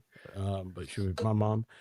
My mom said there's three things a man never does. You never ask a woman her age, you never ask a woman her weight, and you never look in a woman's purse. And to this day, I will not do that. My mom, she would bend me over her knee and spank me to the last days. So Yeah, all right, yes, it's ma'am. funny because my wife will be like, "Hey, would you grab my keys out of my purse?" And I'll just carry her purse to her, and she's I like, do that. Same. she hates it. I was like, My wife does, yeah. I'm like, here. Like, I have no idea what's in there. I don't want to know what's in there. It that's feels intrusive going through y'all's purse. FYI, ladies, if you don't understand this, it feels super intrusive. Well, B, it's like Mary it's Poppins. like There's so much Barney's stuff in there. magic bag. There's so many Mary goddamn Poppins. pockets in those things. You're like, it's in the inside pocket. There's 17 inside pockets. How am I supposed to know which one the inside Exactly. pocket is? And I think guys are sort of natural organizers too. And that like bucket of stuff, all mixed up together. But it's like, but women seem to have some natural way of sorting it out. I look at it, and I'm like, this is just mass disorganization. I don't know how to sort all that It's stuff chaos. out. It's havoc. Ugh. Hey, Nick Starr just came over this way. Welcome, Nick. Hey, Nick. Yeah, hey Nick, how you doing? Is he coming on? That's what I was looking for. I was gonna. I'm so bad at pushing buttons. I mean, I'm No doing a lies little video on detected there. YouTube. Present or invite. I'm usually really bad at sending invites too. Look at that little shit. Oh, did you see, guys? Did you see Valhalla's brothers in town? My brother. They look just alike. They're twins. The puppy? What? No, but Valhalla got a new puppy. I was making a got a new crude joke puppy. that he looks like a dog. Oh, look at that. I thought you were trying to de-escalate the animal kingdom that is Valhalla Awaits domain. Yeah, not dogs though. That's different. No, it's Valhalla Awaits goats. Yeah. What's My the wife, acronym my for that? wife Let's wants see. to bring back. She wants her dog back. Because Yeah. when we moved to Miami, we had to give up Jackson, which is my difficult dog, which wasn't that hard. I gotta say, it was difficult. Brucey was the one-eyed wonder dog, greatest dog of all time. The Shih Tzu is a great dog, and then of course Jackson is one. He's like 10 out of 10 on the cute scale, but that dog was so difficult. And but when we moved to Miami, we had to give him up because we moved to a little apartment and they wouldn't allow pets and all. We gave him to a friend of mine who has a big house with a big yard. That dog is like treated like a prince now. But so we feel like guilty, like if we're going to get another dog, but we gave this other one up, that doesn't seems like we shouldn't do that. So we're kind of like, maybe we should wait for Jackson to die off and then we'll get it without guilt, My big pit bull, Frankie, the big blue one that I had, she got lymphoma, and we had to put her down. And we were gonna go. The other pit bull we have she's getting pretty old too now. Like she was expected to go first, and she's still kicking. So it was a weird house for like a week or two with that dog missing and this dog going through surgery. So I had to go get a new puppy. I couldn't take it. I was about to pull out my dreads. Had to. Can I show my dread video, please? Will you comment on this? I won't show the whole thing. This is going viral, and I've been itching since yesterday. Is this the video you were talking about? Yes, I've got to show this. I'm so bad about this. I was going to show it right when I heard a bloop, and I looked down like, yes, Steve's here. Yeah, I'll check this out. So, you see this? All right, good. So I don't know what it is, but it was like, I know what it is because I saw it, but evidently this has been going viral. I don't even know why. Where's the buttons here? I'm at the Boston barbecue right now. All my friends are in there. But I guess supposedly since I have wool in my hair, I'm not allowed in. And there's a big voucher thing that they want me to read and sign, and they want to give me, they want to refund my money and not let me in. And I just paid $60 and drove all the way from New West. And I also just drove all the way here from Headley so that I could be here last night. Okay, so you understand what's happening? So Yeah. It's in Canada. It's She has a wool in her hair? LGBTQHI. It's an alphabet new party. alphabet I've not heard of. Yeah. And anyway, yeah. So she gets up there, and they will not let her in because she has dreads. And so she goes live on TikTok. Got home at 4 o'clock in the morning, and now I can't get in because of my hair. It was included in when you bought your ticket. It was included. Our banter appropriation policy was included when you bought your ticket. When you in the description of the event. So it is something that was put out ahead of time. And so I apologize. I don't really understand. So you're not letting me in because of my hairstyle? Correct. Yeah. So if it doesn't align with a culture that I am. Because she's socially appropriating the dreadlocks. Yeah. That's what I've been waiting for all week, y'all. You have no idea how happy that made me to hear Valhalla. I was like, so that's what happened. She's misappropriating the dreadlocks, and I was like, oh, this just seems perfect to ask Valhalla. How do you feel about that? I tell you what. I have never had horse mane in my hair. I've never had any product in my hair whatsoever other than shampoo and conditioner. They've done this all on their own with a little assistance from a brush. That's it. I don't know how that's culturally appropriating a goddamn thing. Now, what I thought was so funny is what she had. What was so funny is what she had to say, and why I think there's that turning point in someone's life is whenever they said, "I'm just like you," because the only reason that she's into all of this crap is because she wants to be part of some collective. Yeah. Well, she's an alternative lifestyle or whatever, and it's a big music venue for them. It's like Woodstock for. Yeah. What would have happened had a African American individual with relaxed hair showed up to that event? Would that be culturally appropriating a hairstyle? I saw denied access. YouTube. I saw a black lady at YouTube. And she just, I don't know, just had hair, right? And she was dying laughing at it. She's like, I've never heard of such in my life. So that's why you guys lost curling and hockey, you idiots. Oh, they lost curling because they cheat. Yeah. They cheated against the Swedes. Damn Canadians. I'm mad at you in chat, Canadians. Anyway, what was funny about that we beat them in hockey, which is what matters. I've seen Valhalla have compare hair techniques with a black guy with dreads. Yeah, you did. Remember that was a homecoming game, and you guys like, what's going on here? I was like, you're like, yeah, I've had it for like X amount of years. He's like, yeah, I've had mine. Blah blah blah. He's like, yours looks really good, man. I love how tight it is. And you're like, that was at breakfast the other day. That wasn't at the game. That was at that restaurant. Oh, I didn't have that conversation. That was a different one. Oh, you might not have been there. That might have been when I was walking to the truck. So he gets this conversation on a regular basis. Yeah, dude. Everybody with dreads talks to each other about their dreads. Everybody.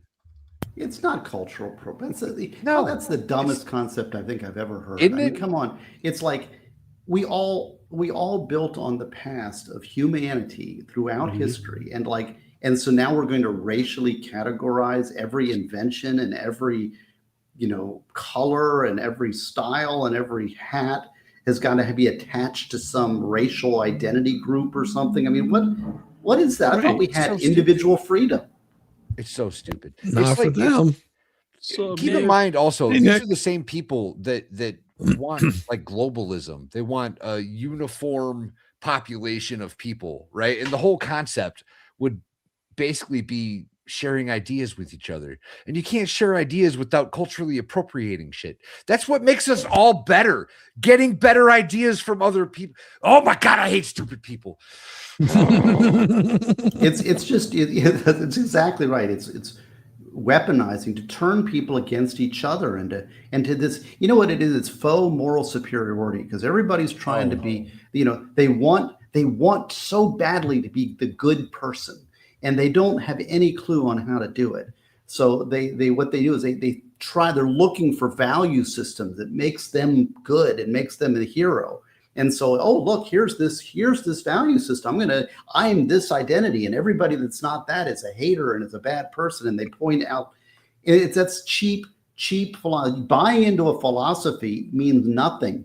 You've got to follow faith. I mean, this is what a lot of what we're talking about in my book is about writing down what is it you really believe. It's hard work to be a good person. It's not given to you just because you've bought into some political philosophy. Oh, real quick, Nick. Hey, brother. Thank you for coming over, hanging out. I did send Nick a link. I double checked. But it would have been fun to get his thing because he is Swedish, and that's like from Sweden. Y'all, if you don't know Nick Sorrow, he is like authentic. And so it'd be funny to get his take on the appropriation of Viking culture. So, at 5 a.m., multiple spins on the wheel. Oh my God! Look at this. Hey, brother. Oh my gosh, how you doing, Nick? Did you see that the lady over there? What we were just talking about? Got to show it again for him. He hasn't seen it. What lady? Miss Viking, I had nothing to do with this. I have no idea what they're talking about. This is so evidently this went viral the other day, whatever that means. I mean, I know it viral means, Why? don't get me wrong, but I know cute, but why? Hang on. So she's from like California, and she went to British Columbia up in Canada. And it's crazy to think that I did, y'all, just for a second there. I said British Columbia up in Canada. So because I was like, Nick may not know where British Columbia is because he's not North? from America. Yeah. It's a Northwest. It's a new acronym. I don't know what it is. It's a event they had. It was LGBTQ. LGHDTV. There's more stuff to it. Every letter but IQ. Yeah, there might be an I. I really think I saw an I. Hey, Nick, check the private chat, Nick. Oh, but anyway, so this is the girl. She got a ticket to go. And that's not. Hi, everybody. I'm at the Bastard Barbecue right now. All my friends are in there. But all her friends are in there and stuff. Blah blah blah. Hang on, where's she? Because of my hair. They won't let her in because of her hair. It was included in when you bought your ticket. It was included. Our filter appropriation policy was included when you bought your ticket. When you in the description of the event. So it is something that was put out ahead of time. And so I apologize. I don't really understand. So you're not letting me in because of my hairstyle? Correct. Yeah, so, if it doesn't align with a culture that I am Viking. Vikings have dread. So if you want me to go debate everybody in there on whether or not Vikings or Celtic people can have dreadlocks wait. in their hair. She said she's Viking. Well, no, but few are. But they are not. They are saying that based on their looks, she's not Viking. She's not. Yeah. None of them are. So fuck off. Yeah. Sorry. Well, she's saying she is, and she has dreadlocks, and so the whole thing. When I saw this, I was like, I cannot wait to share this with Bahal. Dutch braids, which is a derivative of older braids, which are Viking braids. Old Vikings braided their hair. It's over 1,000 years old. The expert brought you an expert. The expert, see, this is why you come to the experts channel, because did you know that before we have an actual authentic Swedish Viking on the channel? That is so cool. This is the greatest thing. This is what I love about YouTube, because you meet all these great people that they now, Dutch braids are tracked to around the 14th century. Before that, the Vikings did the braids.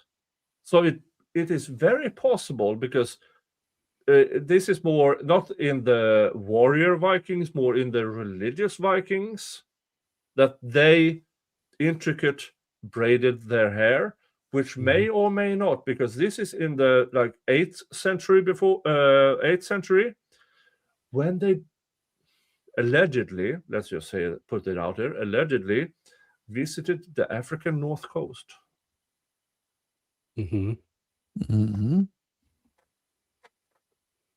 Hey, braiding your hair is old as very old.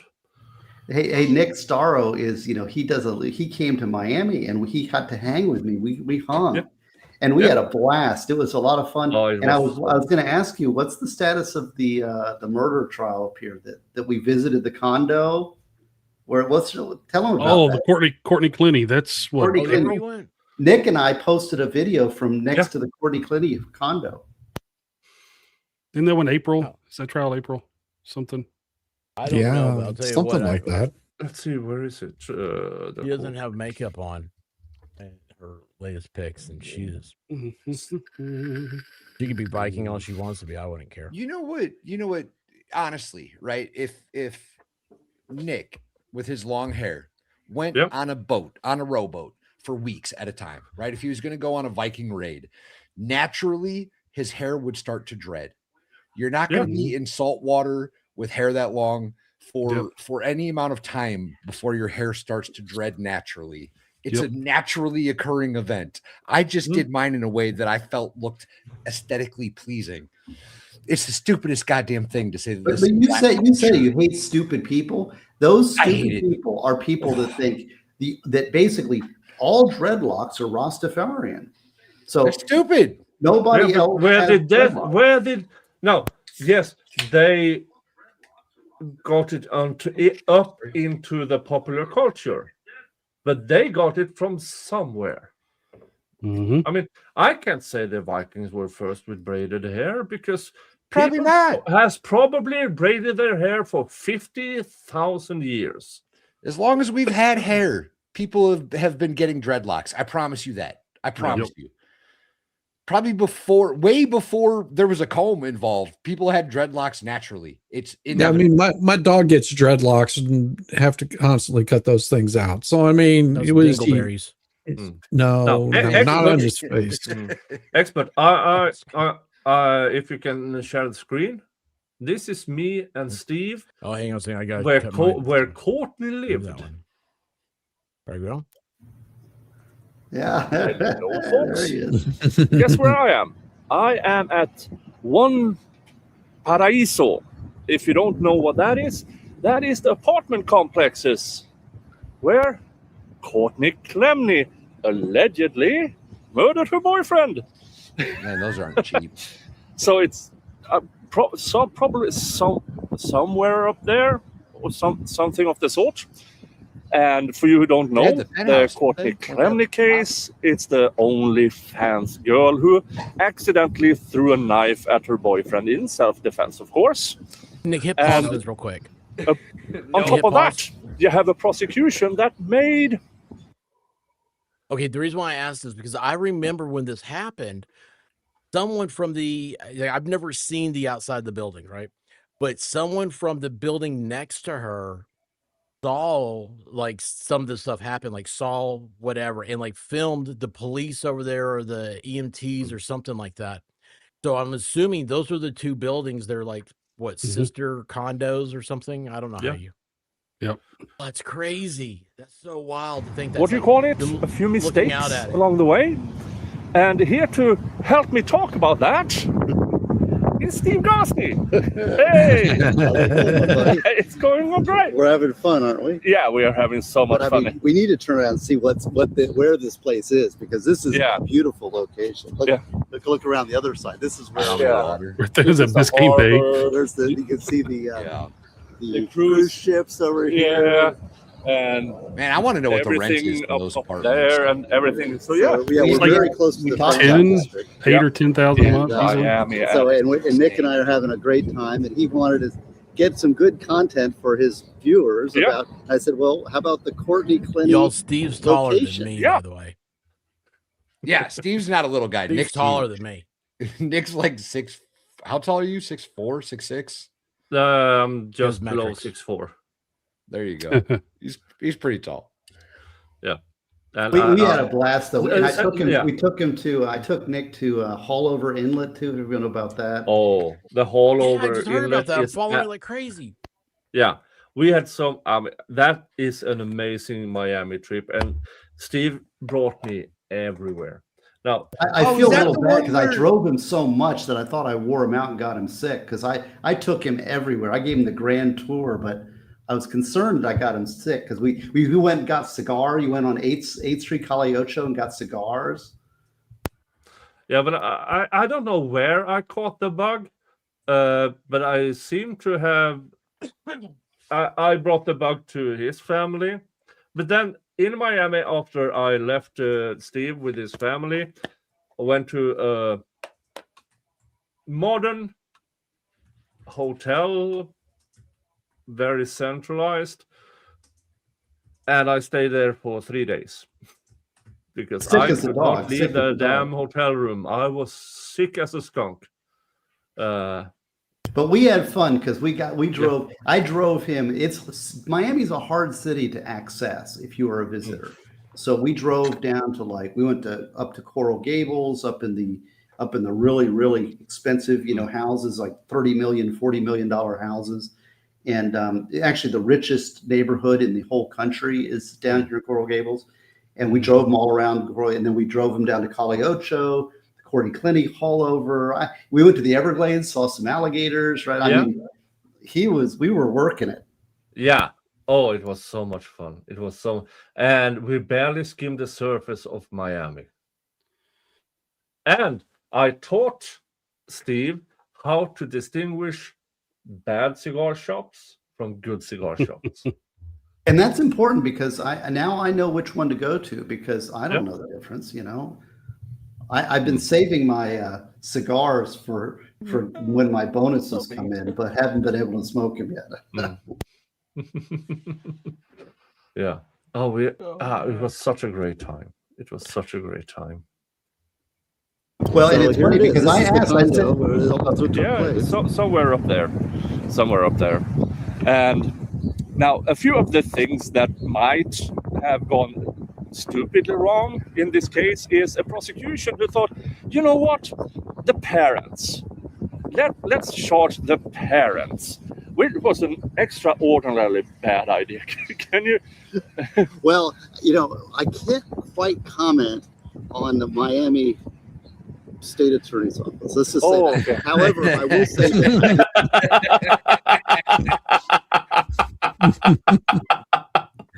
Yeah, I can. Y'all go fuck yourselves. How about that? No, actually, I am legally enjoined from talking about them. Yeah. Great. Good job, Valhalla. I'm not. Fuck them.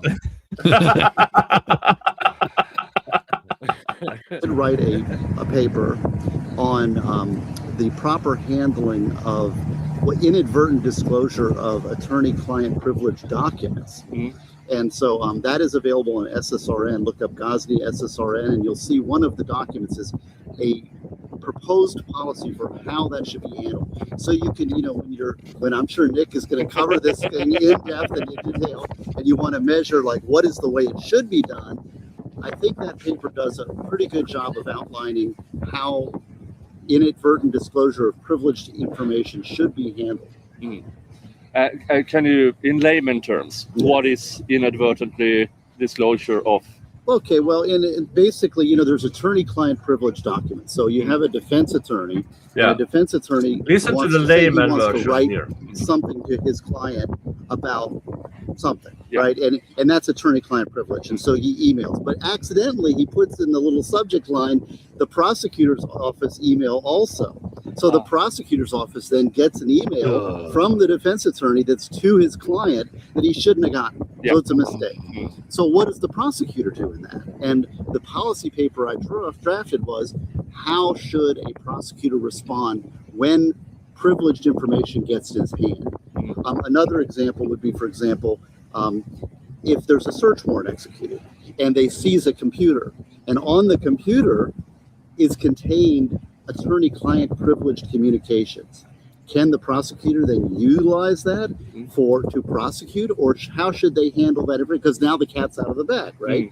So that is, and those are very tricky ethical questions. And the paper, as always a solution guy that I am, proposes how the prosecutor should handle that in a very formal way. Yeah, so that was in layman terms. Now let's stupid now. Let's explain it to the stupid people. Nick, one thing I loved about being with Nick is I am completely tuned into his humor now, because before I kind of didn't get it, but he is like a funny guy. I mean, yeah, let's expert, layman. Please explain it to the stupid people. See, it doesn't quite come across on the video, but Nick is he was cracking me up the whole time. I don't know. There's something about being face to face with Nick Starro that is like, it's just, the guy is just hilarious. So I can see it. I appreciate it, but I'm looking at it, I'm like, it doesn't quite come across the way it is like live and in person.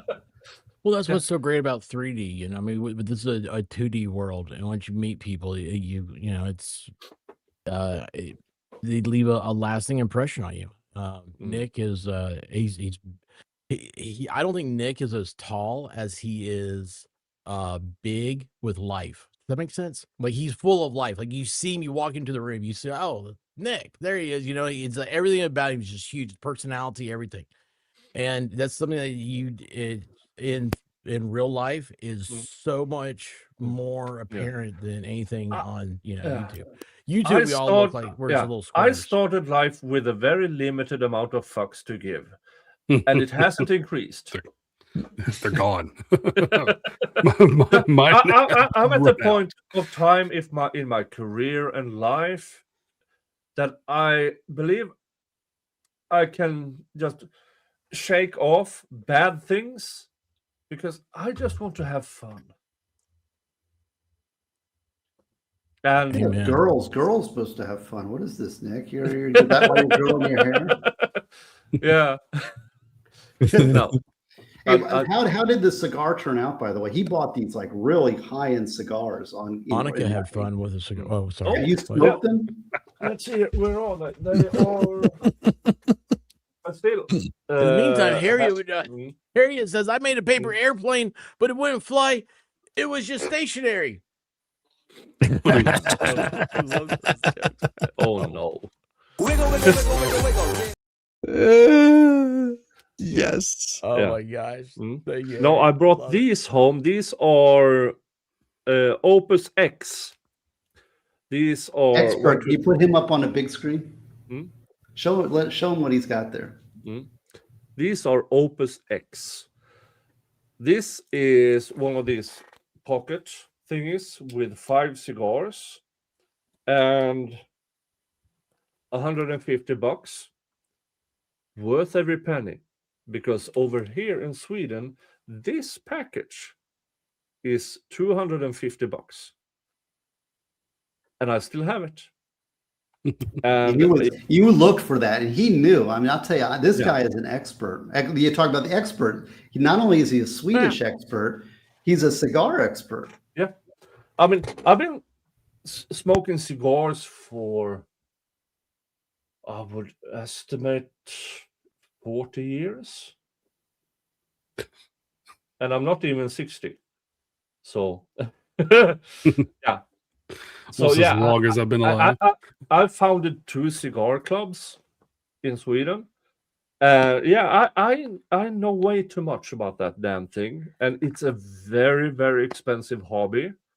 But you cannot smoke a cigar while stressed. It becomes disgusting. You have to sit down, breathe. You got to relax.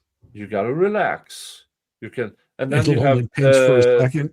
lighting of the cigar. That in itself calms you down until you almost are in a Zen type of state, and then you just smoke the cigar. And once you're done, an hour and a half later, you're calm. So yeah, I mean, I don't have it around here, but in my private stash, I have cigars that would sell for around $60-$70 a piece. And yeah, well, you're allowed to buy what Cubans. Does a good psychiatrist cost an hour? Yeah, I married my therapist, so it's the most expensive. Yeah, but for who? If you're going to meet with a psychiatrist, it's $100 an hour, easy. No, easy. Or I can have a cigar. See, this guy, he should be salesman at the cigar sale. And he went in that store because there was and he pointed some stuff out because there's tons of cigar stores down on 8th Street in Miami. And they're all selling Cubans, It's like, Cuban cigars. They're not Cubans, but anyway. But Nick was going through these stores, and he's like, no. And I was asking, I was really opening my ears and listening. And he found this store. It was like, okay, this is the place. And he dove into the deep end, and it was cool because now I saw, yeah, you know what? He's right about that. The quality and the thing, what he was pointing out is pretty cool. Pretty cool. I had a great time in Miami, and hopefully in a few years I'll be back in Miami. I do have a few things for this year. I'm going to Canada. I'm going up to that Viking settlement in Nova Scotia. 2028, 7 or 2028. I've been talking to Hayden about going to Korea. Oh, Korea! I thought you were going to say Australia. No, if we could meet up in Korea and visit, go to Busan, get some tacos. Spots. Yeah. So because hold on. Jeff, you fucker, you died before I could visit. A little bit. Exactly. Yeah. He was going to be my tour guide. Yeah. Now I have to get drunk there without him and make fool of myself without him and wake up in a place I didn't fall asleep on without him. You fucker. I really missed Nick. I really missed Jeff because he was such a friend, and he was somebody that I think I did not fully appreciate as much as I should have when he was alive. I tell you, because I look back because it was so shocking when he passed, and then I look back and I was like, this is like one of my buddies. This is like I really should have. I don't know. I feel like it was not enough, right? Yeah, well, I talk about this in Prepare. I mean, in Prepare, there's a chapter on that about losing people and about facing death and about facing loved ones who pass. And all the media likes to say death is a tragedy. It's a tragic death of who and so and so.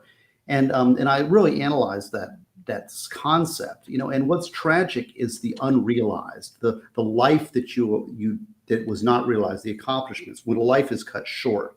Because we all have limited lives, and it's how we live them when we're here that matters, not how you die or this or that we do die, but it's how you live your life, and that's what we all need to focus on. Darth Vader here says the most relaxing thing I've ever done is watching Cuban women roll cigars. I was looking for that this whole time. I saw it for a brief second. That's what my dad said. That's how you find a quality cigar. We saw some rollers on 8th Street. You can go down there. You can see and there was like Cuban women rolling cigars in the store on 8th Street. Remember that there was a couple ladies that doing that, Nick? On their thighs? No, they were in the store and they're doing them and supposed to roll laying on them out. the thighs. That's the.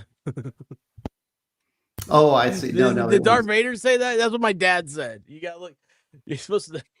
I don't know. I was a little kid, and I was like, okay. That's all I remember about it. And then I just realized, well, it feels awkward now talking about it. So anyway. Yeah, so I've met in person, let's see, 3 of the 6 panels. MG and Shizzy. Shizzy, you didn't come to the expert. Not the first one. I came last year, but I didn't come the year prior.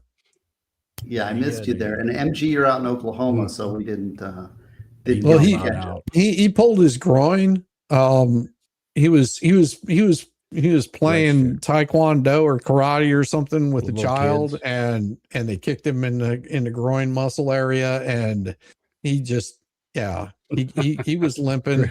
Yeah, tore the shit out of my hamstring. So. Oh, and now it's hamstring. Now it was hamstring. It was groin. Time. It was always groin. It was always. Yeah, folks, it is 5:40 a.m. Nick, the sun is coming up. It's time to hit the day. I wrote an off I fuck motion and off I fucked. Hey Nick, I'm so happy to see you again. I missed you. Hi Nick. Yeah. Good to see you. All see you, Nick. Thanks, buddy. In another stream or something. Good night, sleep well, and hug your family. Unless your family's shit, then fuck them and give your love to the people who deserve it. See ya. You can tell by the way Nick's clothes. You can tell that he was the one that played Crockett when him and Ghazi were running around Miami. Oh yeah. Crockett, which one was Tubbs? Yeah. Well, that Courtney Clinty condo is right next to the Miami Fashion District. So she probably thought that she was going to be some kind of model or something, Although she was an OnlyFans model. Huh? Yeah. She was an OnlyFans model. I know, but that's how you can afford those apartments were like $10,000 a month. Yeah. So ridiculous. But even you can see the location of that condo, though, it was interesting because I didn't know where it was, and we decided let's try to find it. And it's right next to the Miami Fashion District, so it's on the Biscayne Bay next to the Miami Fashion District. I think Dexter's boat is like anchored out there somewhere, tied off the Well, dock. you can see, I mean, the port is kind of further down. I don't know how much you know about Miami. It's nothing. It's kind of it's a big spread out city, and it's hard to really. Yeah, it's laid out kind of weird too. So it's kind of laid out because it's right at the end of Florida and it hooks around, and we have, so you got where the cruise ships are. You got that canal area there. It's everybody kind of splits the Miami city a little bit, and they think Miami Beach is it, which is Miami Beach is on north. the ocean, right? Yeah. But then there's an island. There's a bridge that goes back to main Miami, downtown. Downtown that faces that's where all the big high rises. Yeah, we stayed downtown on our honeymoon. We stayed at the JW Marriott. I came into the port of Miami on a ship and came across the bridge because it's like the Coast Guard bases, all the Chiquita bananas and all that stuff comes in there, the banana boats. And then I came across the bridge and there's a little mall right there on the other side of the bridge, and it was Santana, Ziggy Marley, and a whole bunch of other people were doing like a charity concert, like not too far from there. It was like within walking distance, and all you had to do is bring a couple of cans of food, and you got to see like Carlos Santana play. And I was like, damn, that's how I remember Miami. Uh-huh. I went to Bucky's last week, and they have a Cuban sandwich now, and I had that. So that was in Sevierville. That's a little ways away from Cuba. Well, let me just tell you what. I prefer mustard. If they had a dill areola or whatever that stuff's called. I'm not. It's okay in small doses, but I don't like there's a lot on there. It's very creamy. You mean aioli? Yeah, what'd I say? Areola. I think he's thinking still about the breast conversation. Yes. The White Rabbit was gone for a week. That. He's a little flustered. What's the difference? What's that stuff? It's Not like a creamy is dill, but this one was dill. I would rather have like dill pickles on it and like get some mustard. But the meats. What, they didn't have dill pickles on the Cuban sandwich? What's wrong with them? They had dill areolas. Aioli. No. How do you say that, MG? Aioli. Say that. Like aioli. Oh, there we go. Oh, like heioli. Like yo-yo. There we go. Yeah. Okay. Yeah. Sorry. You're getting it. Aioli. Oh, aioli. Sorry. So, your husband likes pickles? I love pickles. Yeah, because a Cuban's supposed to have ham, pork, and mustard, like pickles. No, it's 3 parts of the magic pig. Mm-hmm. What's the difference between ham and pork? Well, no, it's different. Loin. It's pork loin. It's yes. What is the different pig parts on there? Why am I going blank? But is it all ham pork though? Ham is pork, yes. Yes, ham is not pork. kosher. But it's just none of it's kosher. The front part. You think? You think? Why am I having such a hard time with this? It's really driving me nuts. What are you trying to do exactly? The areola roast debate. Pork, ham, and the areola incident of 2026. Yeah. This area here. There's another meat, right? It's 3 meats. It's 3 parts of a pig. Okay. What are Pigs the 3 have parts? more than 3 parts. Well, there's more than 3 parts to the pig. Way more than 3. No, in the Way more sandwich, than 3 parts. Yeah, they got 4 legs even. Yeah, it's got bread. It's got pork loin. Pulled it's pork. got. That's what it is. Yeah, So you have sliced pork. You got pork loin, pulled pork, and what's the other one? Sliced pork. What about bacon? No, there's no bacon on it. You're all messed up. They have, of course, Miami has got this whole Latin flavor, but my favorite South American cuisine is Peruvian food. Have you ever had Peruvian food? Is that the one where they eat gerbils? Guinea pigs. Those are they were guinea pigs. Guinea pigs. Yeah, guinea pigs. Those are great episodes of South Park too. They really do eat. Well, them, maybe in some rural, that's not what I'm talking about. Yeah, they actually do though. Yeah. Well, they have this purple drink that's super good, and then they have purple drink. These light in Alabama. They have these purple. big, Got some purple drink in the South. I got that in the hood in Chicago one time. It was good. They have these big purple kernels of corn, and then it's like a fish ceviche with onions and lime, and very, it's making my mouth water, right? With these corn kernels that are very delicious Peruvian food. I'm telling you. Check it. Well, of course, here, maybe it's just that it's in Miami and it's authentic, but I love Peruvian food. Japanese food, my favorite. Peruvian food, a close second. And they've got some great Peruvian restaurants in Miami. I didn't realize they had a big Peru influence down there. Yeah, well, there's it's like South America, Latin America. Yeah. Miami, you enter. Here's another thing I realized by living here is that, we have regions of the United States, like the South, and the South is huge. The South is just endless, right? It's so big. Miami but then you have this area, you have a region of the country that is 2 counties in Florida, Miami-Dade and Broward. And it's when you go into Miami-Dade and Broward, you are in Latin America. It's a different region of the country. And it's only 2 counties in one state. So it's very unusual, and it's funny because we drive to the Keys, or we'll drive over to Naples, or up, and my son will say, "Oh, we're back in the United States." It's so foreign. I mean, there's places in Miami that you can't. People don't speak English. They speak Spanish, but the flavors, the Latin flavor, I really love that cultural thing. I like the different regional differences.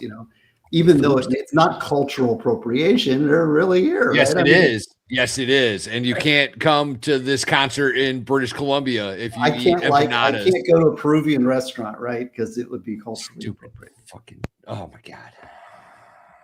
So we can't go to Peru? I want to appropriate something. How to do it? Iron Rabbit has a point. I got a question about ham. And that is, does anybody know what real country ham is? Like Kentucky, South Kentucky country ham. I'm talking like it's so salty. Are you pulling my leg? Is this because I haven't taken Valhalla to Benton's yet? I keep saying I'm going to take him to Benton's Bacon. That's why. Like the best. Did he type that in private chat? It's like it's the best. It's the best country ham in the world. It's world renowned, man. Like they served it at the White House and all that. Benton's Bacon. We got Benton's Bacon at the Booby restaurant. What's that place called? The Mousetrap? Mouse Ear? No. The actual restaurant. Hooters? The better one. That other place. No, that wasn't. I don't know if that was Benton's. Is it Twin Peaks? Is that what it's called? Yeah, Twin Peaks. Yeah, that's the other one. They got Benton's Bacon at Twin Peaks. I don't think that's Benton's. That's what it said on the menu. Something special. Anyway, Steve, what are you asking about country ham? Uh-oh, he froze. It makes you mouth water. You make it. We have red eye gravy. This is there's a Ghazni gene that we love salt.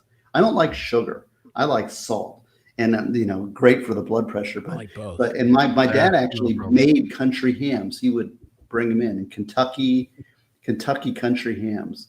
And I don't know, but it's kind of you don't find it very often. I'm talking like the real thing, not this it's just how it's cured. It's in the grocery store. So you're talking about salted pork. Yeah, it's just how it's cured. No, like do you understand when I say country ham? I mean like the stuff that's really salty.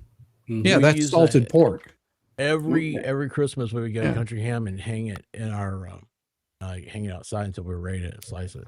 Well, see, you guys are real Southerners then, because I think that's a real Southern. Well, my dad's a meat cutter, or he was a meat cutter, right? So he's into all that. See, we're here with the expert. He knows everything. No, I don't know anything. I do know ham. I do know. I'm not a ham fan. I like country ham. I'll tell you the best way to eat country ham is put it on a grill. It does. It has an entirely different flavor. I can't explain it, and it comes out crispy like bacon. Oh, it's so good. Red eye gravy. buddy here in the chat is saying the red eye. What is red eye gravy? What you do is you take the country ham, you put it in the pan, you grill it up, and then when it's done, you pour a little water in the pan, and all the salt and all of the stuff, you swish it around, and all the juices that came out of the ham, and you put that, and you have that's called red eye gravy. You put that on the ham. Well, you have coffee too, don't you? Oh, see now you do know country ham. Yes, you can put coffee grounds too. Yeah, that's another thing. Coffee. Ugh. Yeah, it's I like. That sounds gross. Right, I use coffee whenever I'm making my brisket. Whenever I'm smoking it. Yeah, that's right. You do it. There you go. There it is. So that is their hams. They're curing right there. Mm-hmm. That's where I want to take you to, Valhalla. That's the Bentons. And see, there's the bacon. See how thick that bacon that is? looks great. Yeah. And awesome. There's the guy on the left there. That's Mr. Benton. He just a dude. It's a small little place out in not far from here. But anyway, let's see. We go to products. That is a BLT right there. Mm-hmm. It's got this some nonsense on there that you don't really need. I didn't. Take the tomato and lettuce off, and you're okay. Yeah, white bread. Just need bacon. Ham. Just give me the bacon and bread. I do like the lettuce on it. I usually when I make BLTs, I don't do the rabbit tomato. food. I do the lettuce and mayo, and you know what happens to rabbits around here. So, so it's saying that Benton's ham, the whole ham right there, is $275. Jeez, a friend of mine years ago got us. I think it was the first year we were married. Got us one, and I used to have cool friends, and I say cool. I mean they have money. Yeah. Employed friends, yeah, friends with jobs. I didn't get him a ham, that's for sure. Anyway, the skin on this is almost impenetrable. Like it was the hardest thing in the world. I think we ended up taking it to Kroger. Yeah, you have to have it professionally sliced, by a butcher. But look up red eye gravy. Look up. People are interested in the red eye gravy. See if you. Here, let me go back. See, I've always wanted to visit Spain because of, the cheese and the wine and the hams. That's what country ham is basically. It's like what's the kind of ham they have in Spain? What's it called? Bruschetta? No, well that's Italian, but jamon. But jamon. That's Spanish for ham. That is Spanish for ham, man. No, there is the one kind of ham that they like slice off. It's like a prosciutto. It's something like that. It's not, but something like that. It's jamon. In Spanish, it's a dry. That's what you do. You get that ham. You slice it so thin that all you get is the package of flavor delivery to your tongue, and you take that real thin slice. Why'd you make it sound so dirty, guys? That was intense description. You like that? See there? A little packet of flavor for your tongue. Yeah, it is what it is. It's because it's so thin. It's thinly sliced. So all you don't get, it's not a lot of meat. It's just flavor delivery. Yeah. Thank you. What are those called? Those really expensive hams that he's talking about. People get them like so they have them at Costco. And my wife won't let me get one. Did I not talk about that? Not complain about that? I think you did, actually. I think I remember that. It comes with a knife. It's they have the Serrano ham, but is that what it is? Still, well, I mean, it's Serrano, yeah. I don't know if that's it. Is that it? That's one of them. They like big different kinds, but that's parties. They'll order a big ham or whatever, and they'll like have somebody special come in just to cut it and section it out properly, and it's a thing. Chat, nobody knows what we're talking about. What's this? What's that ham called? Serrano ham. Is it a Serrano? You have Iberian ham as well, but I mean, it's the Spanish thing. That's the jamon.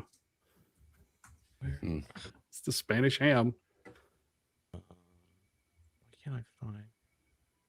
Crap. Maybe it is just Serrano. Yeah, it looks like that's the right word. It's just a lot like prosciutto, but well, that's not the one. But the one at our Costco, you get the idea. Yeah, I'm going to show you the and idea. they have it at Costco, and it comes with a knife and the cutting board. Yeah, I'm going to show you the idea. But so like this one here, it says it's $650. That's crazy talk for a piece of pork. That's crazy. Yeah, I got 3 pigs out in the barn right now. We could eat ham for fucking free.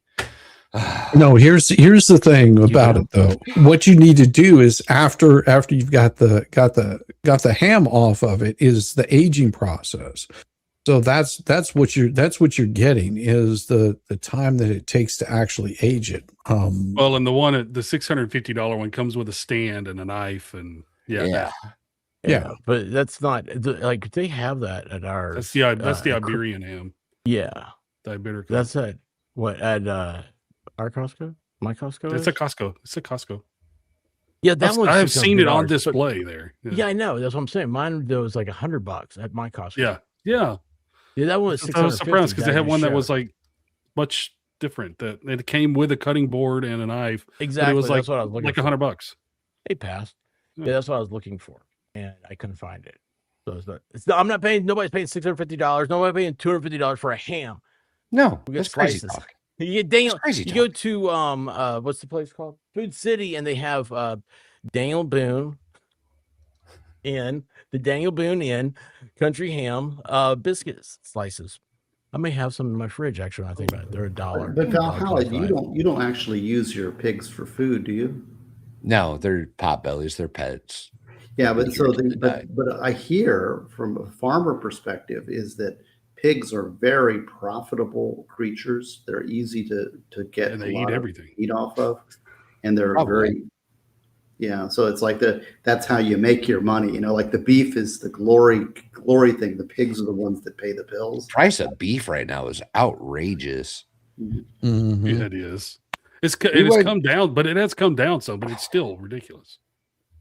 We went yesterday, wanted some steak, right? Wanted to grill some steak.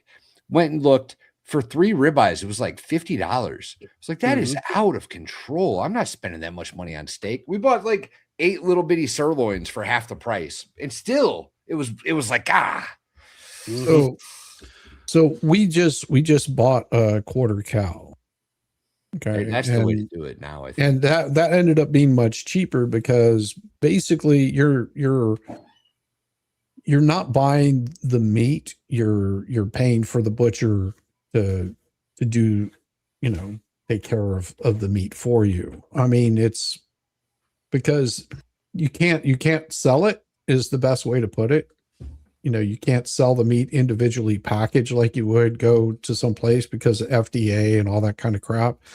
But you can basically, pay to have the cow butchered, and that's what you're paying for. Yeah, I've done it in the past. What you do is you get, a cow costs this much money. Let's just say it's $1,000. So if a cow costs a grand, then 4 guys go in on it, $250 a piece. You get a quarter of a cow. Everybody fills their freezer. The butcher costs usually something in there, an extra $100. What grade of meat are you getting though? I don't know. Whatever. I'm just pretty good. Whatever the cow is, probably grass fed. Yep. It's gotta be open range. USDA. It's gotta be USDA certified. It is. My internet does that make a difference around here? Hey Amy, how you doing? No, but all that stuff. I've had to. We'll do our own. I'll cut our own primals. But still, I don't have the $200 and some whatever to buy a whole whatever. Over Christmas, while we were at my brother-in-law's, we did a prime rib roast. That's what we did. It was so good. I think we should. I want to do that for Christmas this year. Yeah, I mean it was probably about that big. It wasn't this huge piece of meat, but it was smoked. Oh. Can we do that this year? Expert, want to get a prime rib? Sure. And we'll start saving now. Throw down. So we watched Alton Brown. My dad and I were watching years and years ago, and he did a standing rib roast, and his was we took that recipe, and it was recipe. He did it in a terracotta pot, because it's Alton Brown. So we did it on Big Green Egg, and the whole thing was about dry aging it and putting it in a salt dome. Oh man, it's like I don't know, like 15 pounds of salt, or whatever those big old kosher salt boxes are. Yep. Several of those, and you put it on there. You pack all the salt in, and you just leave it in the fridge for kosher. Yeah, Morton's kosher salt. Yeah, my brother-in-law had done that like prior. It was salted, had a bunch of spices mixed in with it to really bring it out. Oh man, it was so good. I can get a quarter cow for under $600 here. Yeah, but you are. It's like 75 pounds of meat too. It's a yeah. But see, like, here's my problem with all that. Like, I'm not eating all that meat. Like, I like New York strips. You have to freeze and it. so I want the freeze strip it. out of it, and then but when I eat it, I don't eat freezer. I eat a strip, or I'm eating hamburger. I don't want the rest of it. I'm not. That's all you need, man. Get the steaks you want, and then just get the rest of it in ground beef. This year is going to be ground beef. Will be like 40 pounds of ground beef, and the rest of it's going to be roasts and steaks. And I go to Walmart and get 2.5 pounds of ground beef. That's what I need. You know how much that costs? Yeah, that's like $12. $12, something like that. No, that's the problem is I don't like ribeyes. I don't like sirloin. I'm picky, Ribeyes, and I feel weird. Oh, ribeye is the best damn steak you are weird. has ever been made. No, it's too Ribeye fat. is the best. I agree. Oh yeah, it's got more fat in it. It's just I don't like best fat. cut of steak there is. I grew up at Waffle House. I like my T-bones. Those thin little crackers. Oh man, they're good. No, they're they actually have They use choice meat. USDA choice. Yeah, the USDA choice is like not the greatest. Okay, it's very. I know because I work at Waffle House. Their steaks are like. Did you say you worked at Waffle House? Yes, I was a cook at Waffle House. I was a master at Waffle House. I ran second shift. A master, huh? Yeah. A master. They called it a master grill up. Yeah, that was. I was going to say that you're a master debater now, but Yeah, pretty much. No, I cooked at Waffle House. I worked second shift, so I handled all of the. He knows how to scatter, splatter, scattered, smothered, covered, chunked, and topped. Okay, I know all of that. I helped my manager. I watched him on a Sunday morning with the house being completely packed and the waitresses screaming out their orders, and then he would make all the food and all at once and set it up on top of the cutting board, and then go back in his office and watch him panic because they couldn't figure out whose was whose.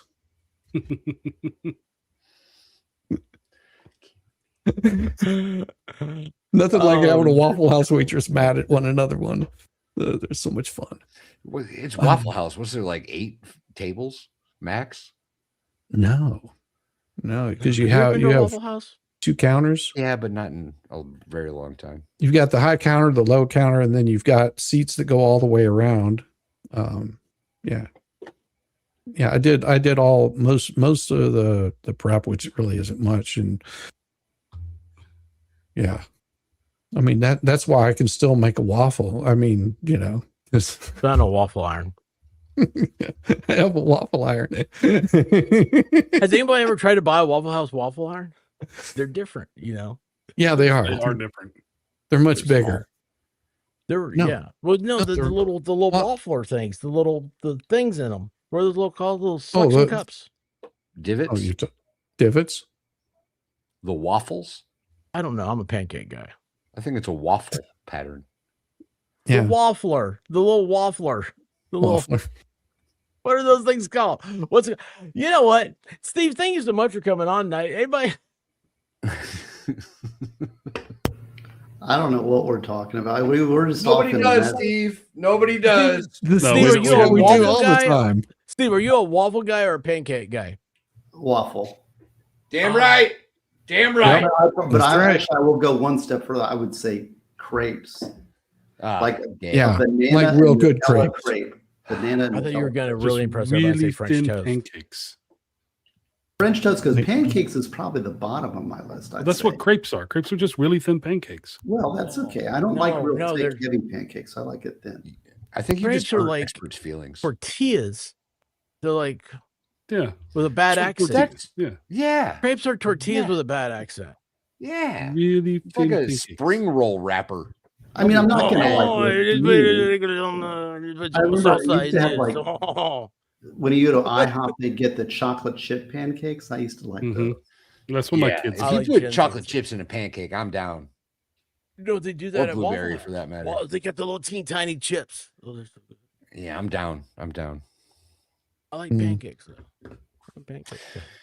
It's soft. Yeah, I used to do the pecan waffles because the only problem with Waffle House is their pancakes are so sweet. But I will tell you, doing an apple Waffle pie House does with cheese. No, I What? said You said waffle. pancake. You said Waffle House and pancakes. What? I said pancake. You got me confused. It's Waffle. That's a waffle. Pecan waffle. I almost had a Waffle House talked into making me a pancake, and Vegas I would have done it for you. I would have done it for you. The woman, she was like, "You really don't want it because like it's gonna taste like onion," and I was like, "Oh, I love onion. I sometimes put onion on my Onion pancakes." pancake. That's what I'm talking I about. just wanted to get a pancake in Waffle House, and Vegas, Vegas, whatever his name is. He was so angry. He's like, "I want to eat. I want to eat.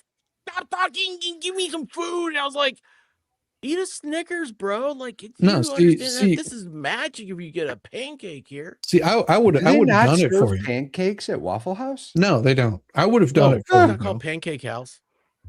Yeah. I would have done it for you. You're a true friendship. It's called Huddle House. No, Huddle House. He would have got his step stool out and got right up on that grill, bro. I bet Pancake you away. You know what? I trust Shizzy around a cooking utensil thingy for that with Broken Baker. He hides from him. Yeah, just don't ever do acid while you're cooking at Waffle House. It's bad. That's where you went to go. I'll try to remember that. Is this speaking from experience? Yes. We're out. We're out. What pancakes gut cement? What is happening here? I don't Pancakes, trust you, gut bro. cement. Yeah, that's true. Let me tell you what. If you come to Tennessee, I'll get you some country ham, man. We'll get you. It'll be Expert, tell the people about Dollywood. Yes. June 3rd, 4th, and 5th. Dollywood, FNL Dollywood. So it's so Steve like came up to the first one. It's so amazing. Like it's the real life thing. That's where like when we saw this image with Steve and Nick, I was like, it's cool. I've met both of these people in real life. Steve Gosney's a tall individual.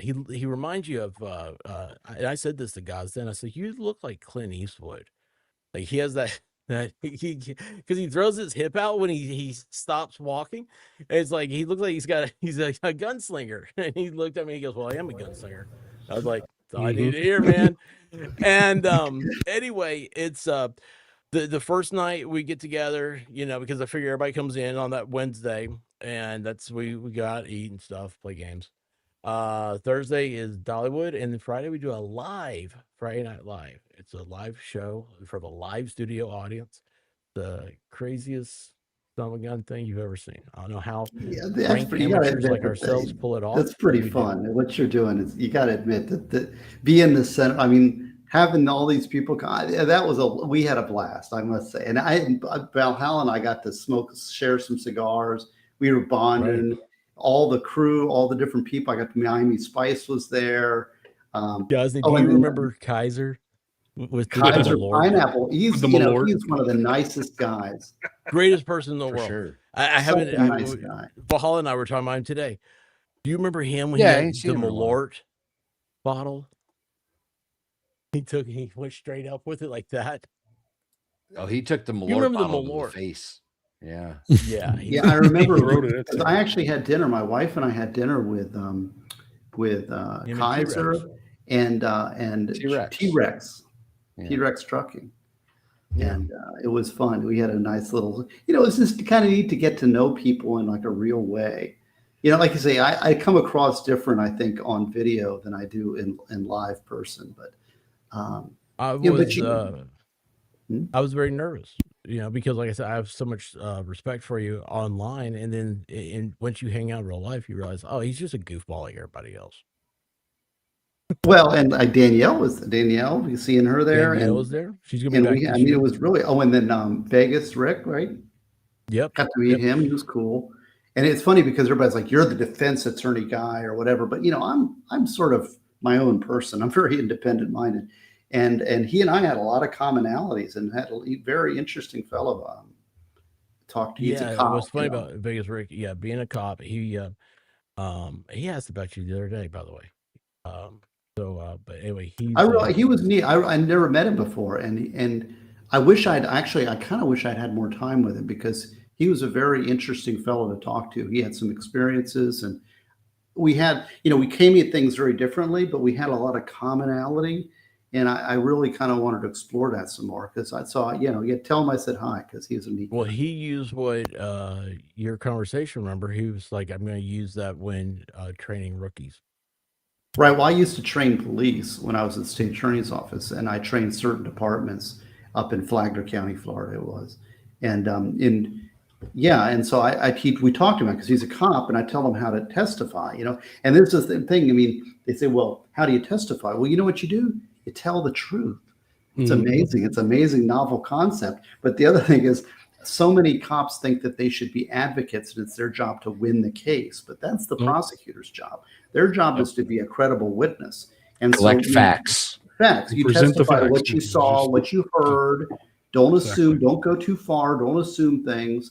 And I used to train police on how to testify in court because when you stick to the truth and you stick to what you saw and what you actually saw, then you're going to be safe. When you start like making stuff up to like shade it and make it, that's when the defense attorney is going to rip you apart. But when you're testifying right down the line and truthfully, then you're pretty much safe. I mean, and that's pretty good advice for anybody who's testifying. Be truthful. It's a novel concept in our society. I know. The truth will set you free. I don't know if it is or not. I don't know. That's what cops like to tell you, and then they put you in cuffs. Yeah. Never talk to cops, yo. Don't do it. Oh yeah, well, it's unless you're at the experts thing, and when the cops there, you talk to them. But when they're asking you questions in their uniform with their little body cams on, they're not your friend. They're not trying to be social. God, this is one of my favorite Valhalla stories. When the first time I met him, we were leaving the place, and I went to the restroom, and he comes in, he goes to the urinal right next to me. And he goes, "Okay, so bro, tell me the truth. You're a cop, right?"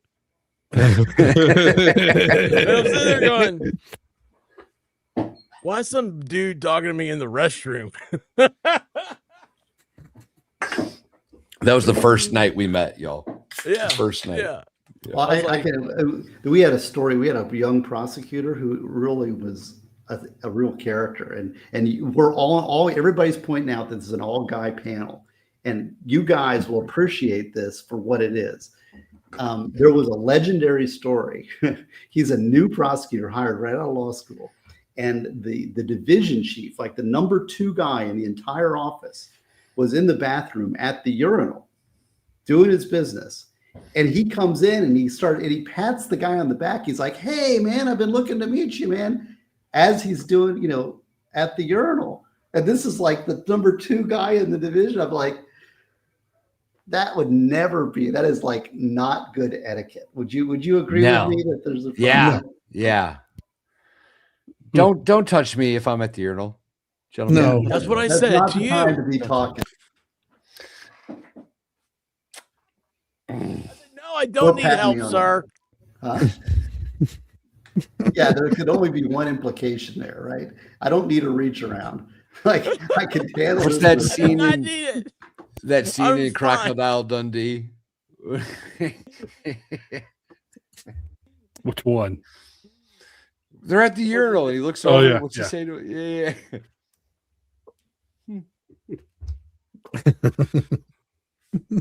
What? I don't remember that part. I remember the bar. Oh yeah, that was Mitchell. She's a. Yeah, that was right. That was remember. What was it? Animal House. Come on in. Beer's free. It doesn't cost nothing. Yeah, John Belushi at the beginning of it. Oh. No, Thank you drunk, so fat, much, and stupid is no way to T42. go through life. One for the road, y'all. Anybody anything else? Anybody want to say anything? No, man. Everybody, please make sure to sub up to my guests here. I was like, did somebody leave? Oh yeah, No, I do want to mention tonight, as I was getting the kids ready for bed, we had YouTube on, and for some reason, Armor MMA came up. People are dressed up like they're dressed like knights, like they got armor on, a sword, shield, and they're MMA, that. fighting in the ring. Pretty cool, actually. Yeah. So it's basically that was basically what a melee tournament was back in the day. They would get the knights all in armor and with their swords or axes or whatever, and they'd all just get in like a ring and beat the crap out of each other, and the last guy on his feet won. They're just bringing back medieval. This is like 101. It was pretty cool. Yeah, it's awesome. Oh, geez, y'all have no idea. Not LARPing, Mitchell. Not LARPing. They're No, actually no. whacking the shit out of each other with swords. No, they're not like sharp. Or Are you talking about the but, bathroom again? No. No. Well, that's a different club, bro. That's a different club. If you walked into that club, you're in the wrong place. Here we go.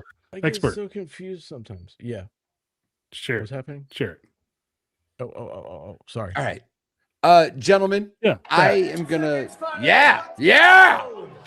I am gonna excuse myself because Mrs. Valhalla just got home after. They're like they use swords and shit. Of work. Hang on a second. Valhalla's leaving.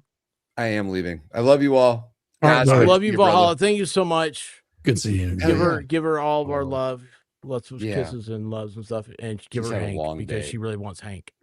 She's already So- got Hank. Hank bolted the second she walked in the door. He's like, I've had enough of you. On to bigger and better things. All right, y'all. Much love. Appreciate you.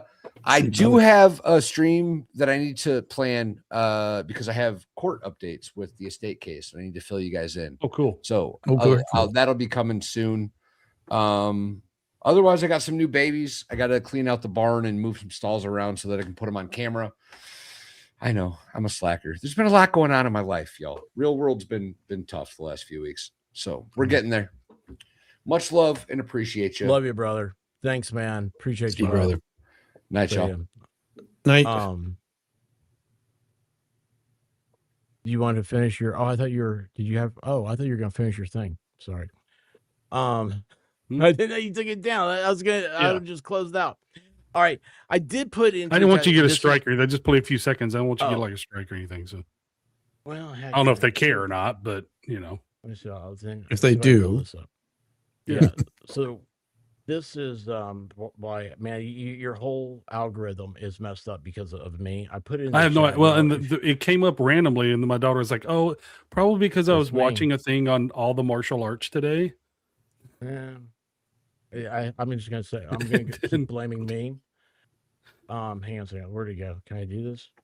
Nope, I can't do this. At this stage. There you go. So this was the other night. yeah. I'm pretty sure this is backyard prison fighting, women prison fighting in the hexagon. It's the weirdest thing in the world. No, we I looked don't it up. know. It was not prison fighting. It was. I'm it's pretty a sure it is. fighting league. There, like people try to go in and they test their mettle, like they're training or trying to get into MMA. Then it's all free. There's nobody gets paid. There's no sponsoring or anything. And so we looked it up the other day. No. And it's just a fighting league. You can go and do it. It's, you know, That does not look fun to me. Valhalla already left. What? Of course, I'm too old. Gosney, thank No. you so much. Everybody check out stevegosney.com. And Shizzy, everybody knows Shizzy, hopefully, and MG, Hopefully. And if you're not, please go follow their stuff. And I love you guys. Thank you so much. Wait, what is this thing? I don't remember how to get out of here. Oh, T42, thank you so much. Wiggle, wiggle, wiggle, wiggle, wiggle, yeah. Wiggle, wiggle, wiggle, wiggle, wiggle, yeah. Wiggle, wiggle, wiggle, wiggle, wiggle, yeah. woke up to go get me a cold pop, and then I thought somebody was barbecuing. I said, oh Lord Jesus, it's a fire. Then I ran out. I didn't grab no shoes or nothing, Jesus. I ran for my life. And then the smoke got her. I got bronchitis. Ain't nobody got time for that. Ain't nobody got time for that.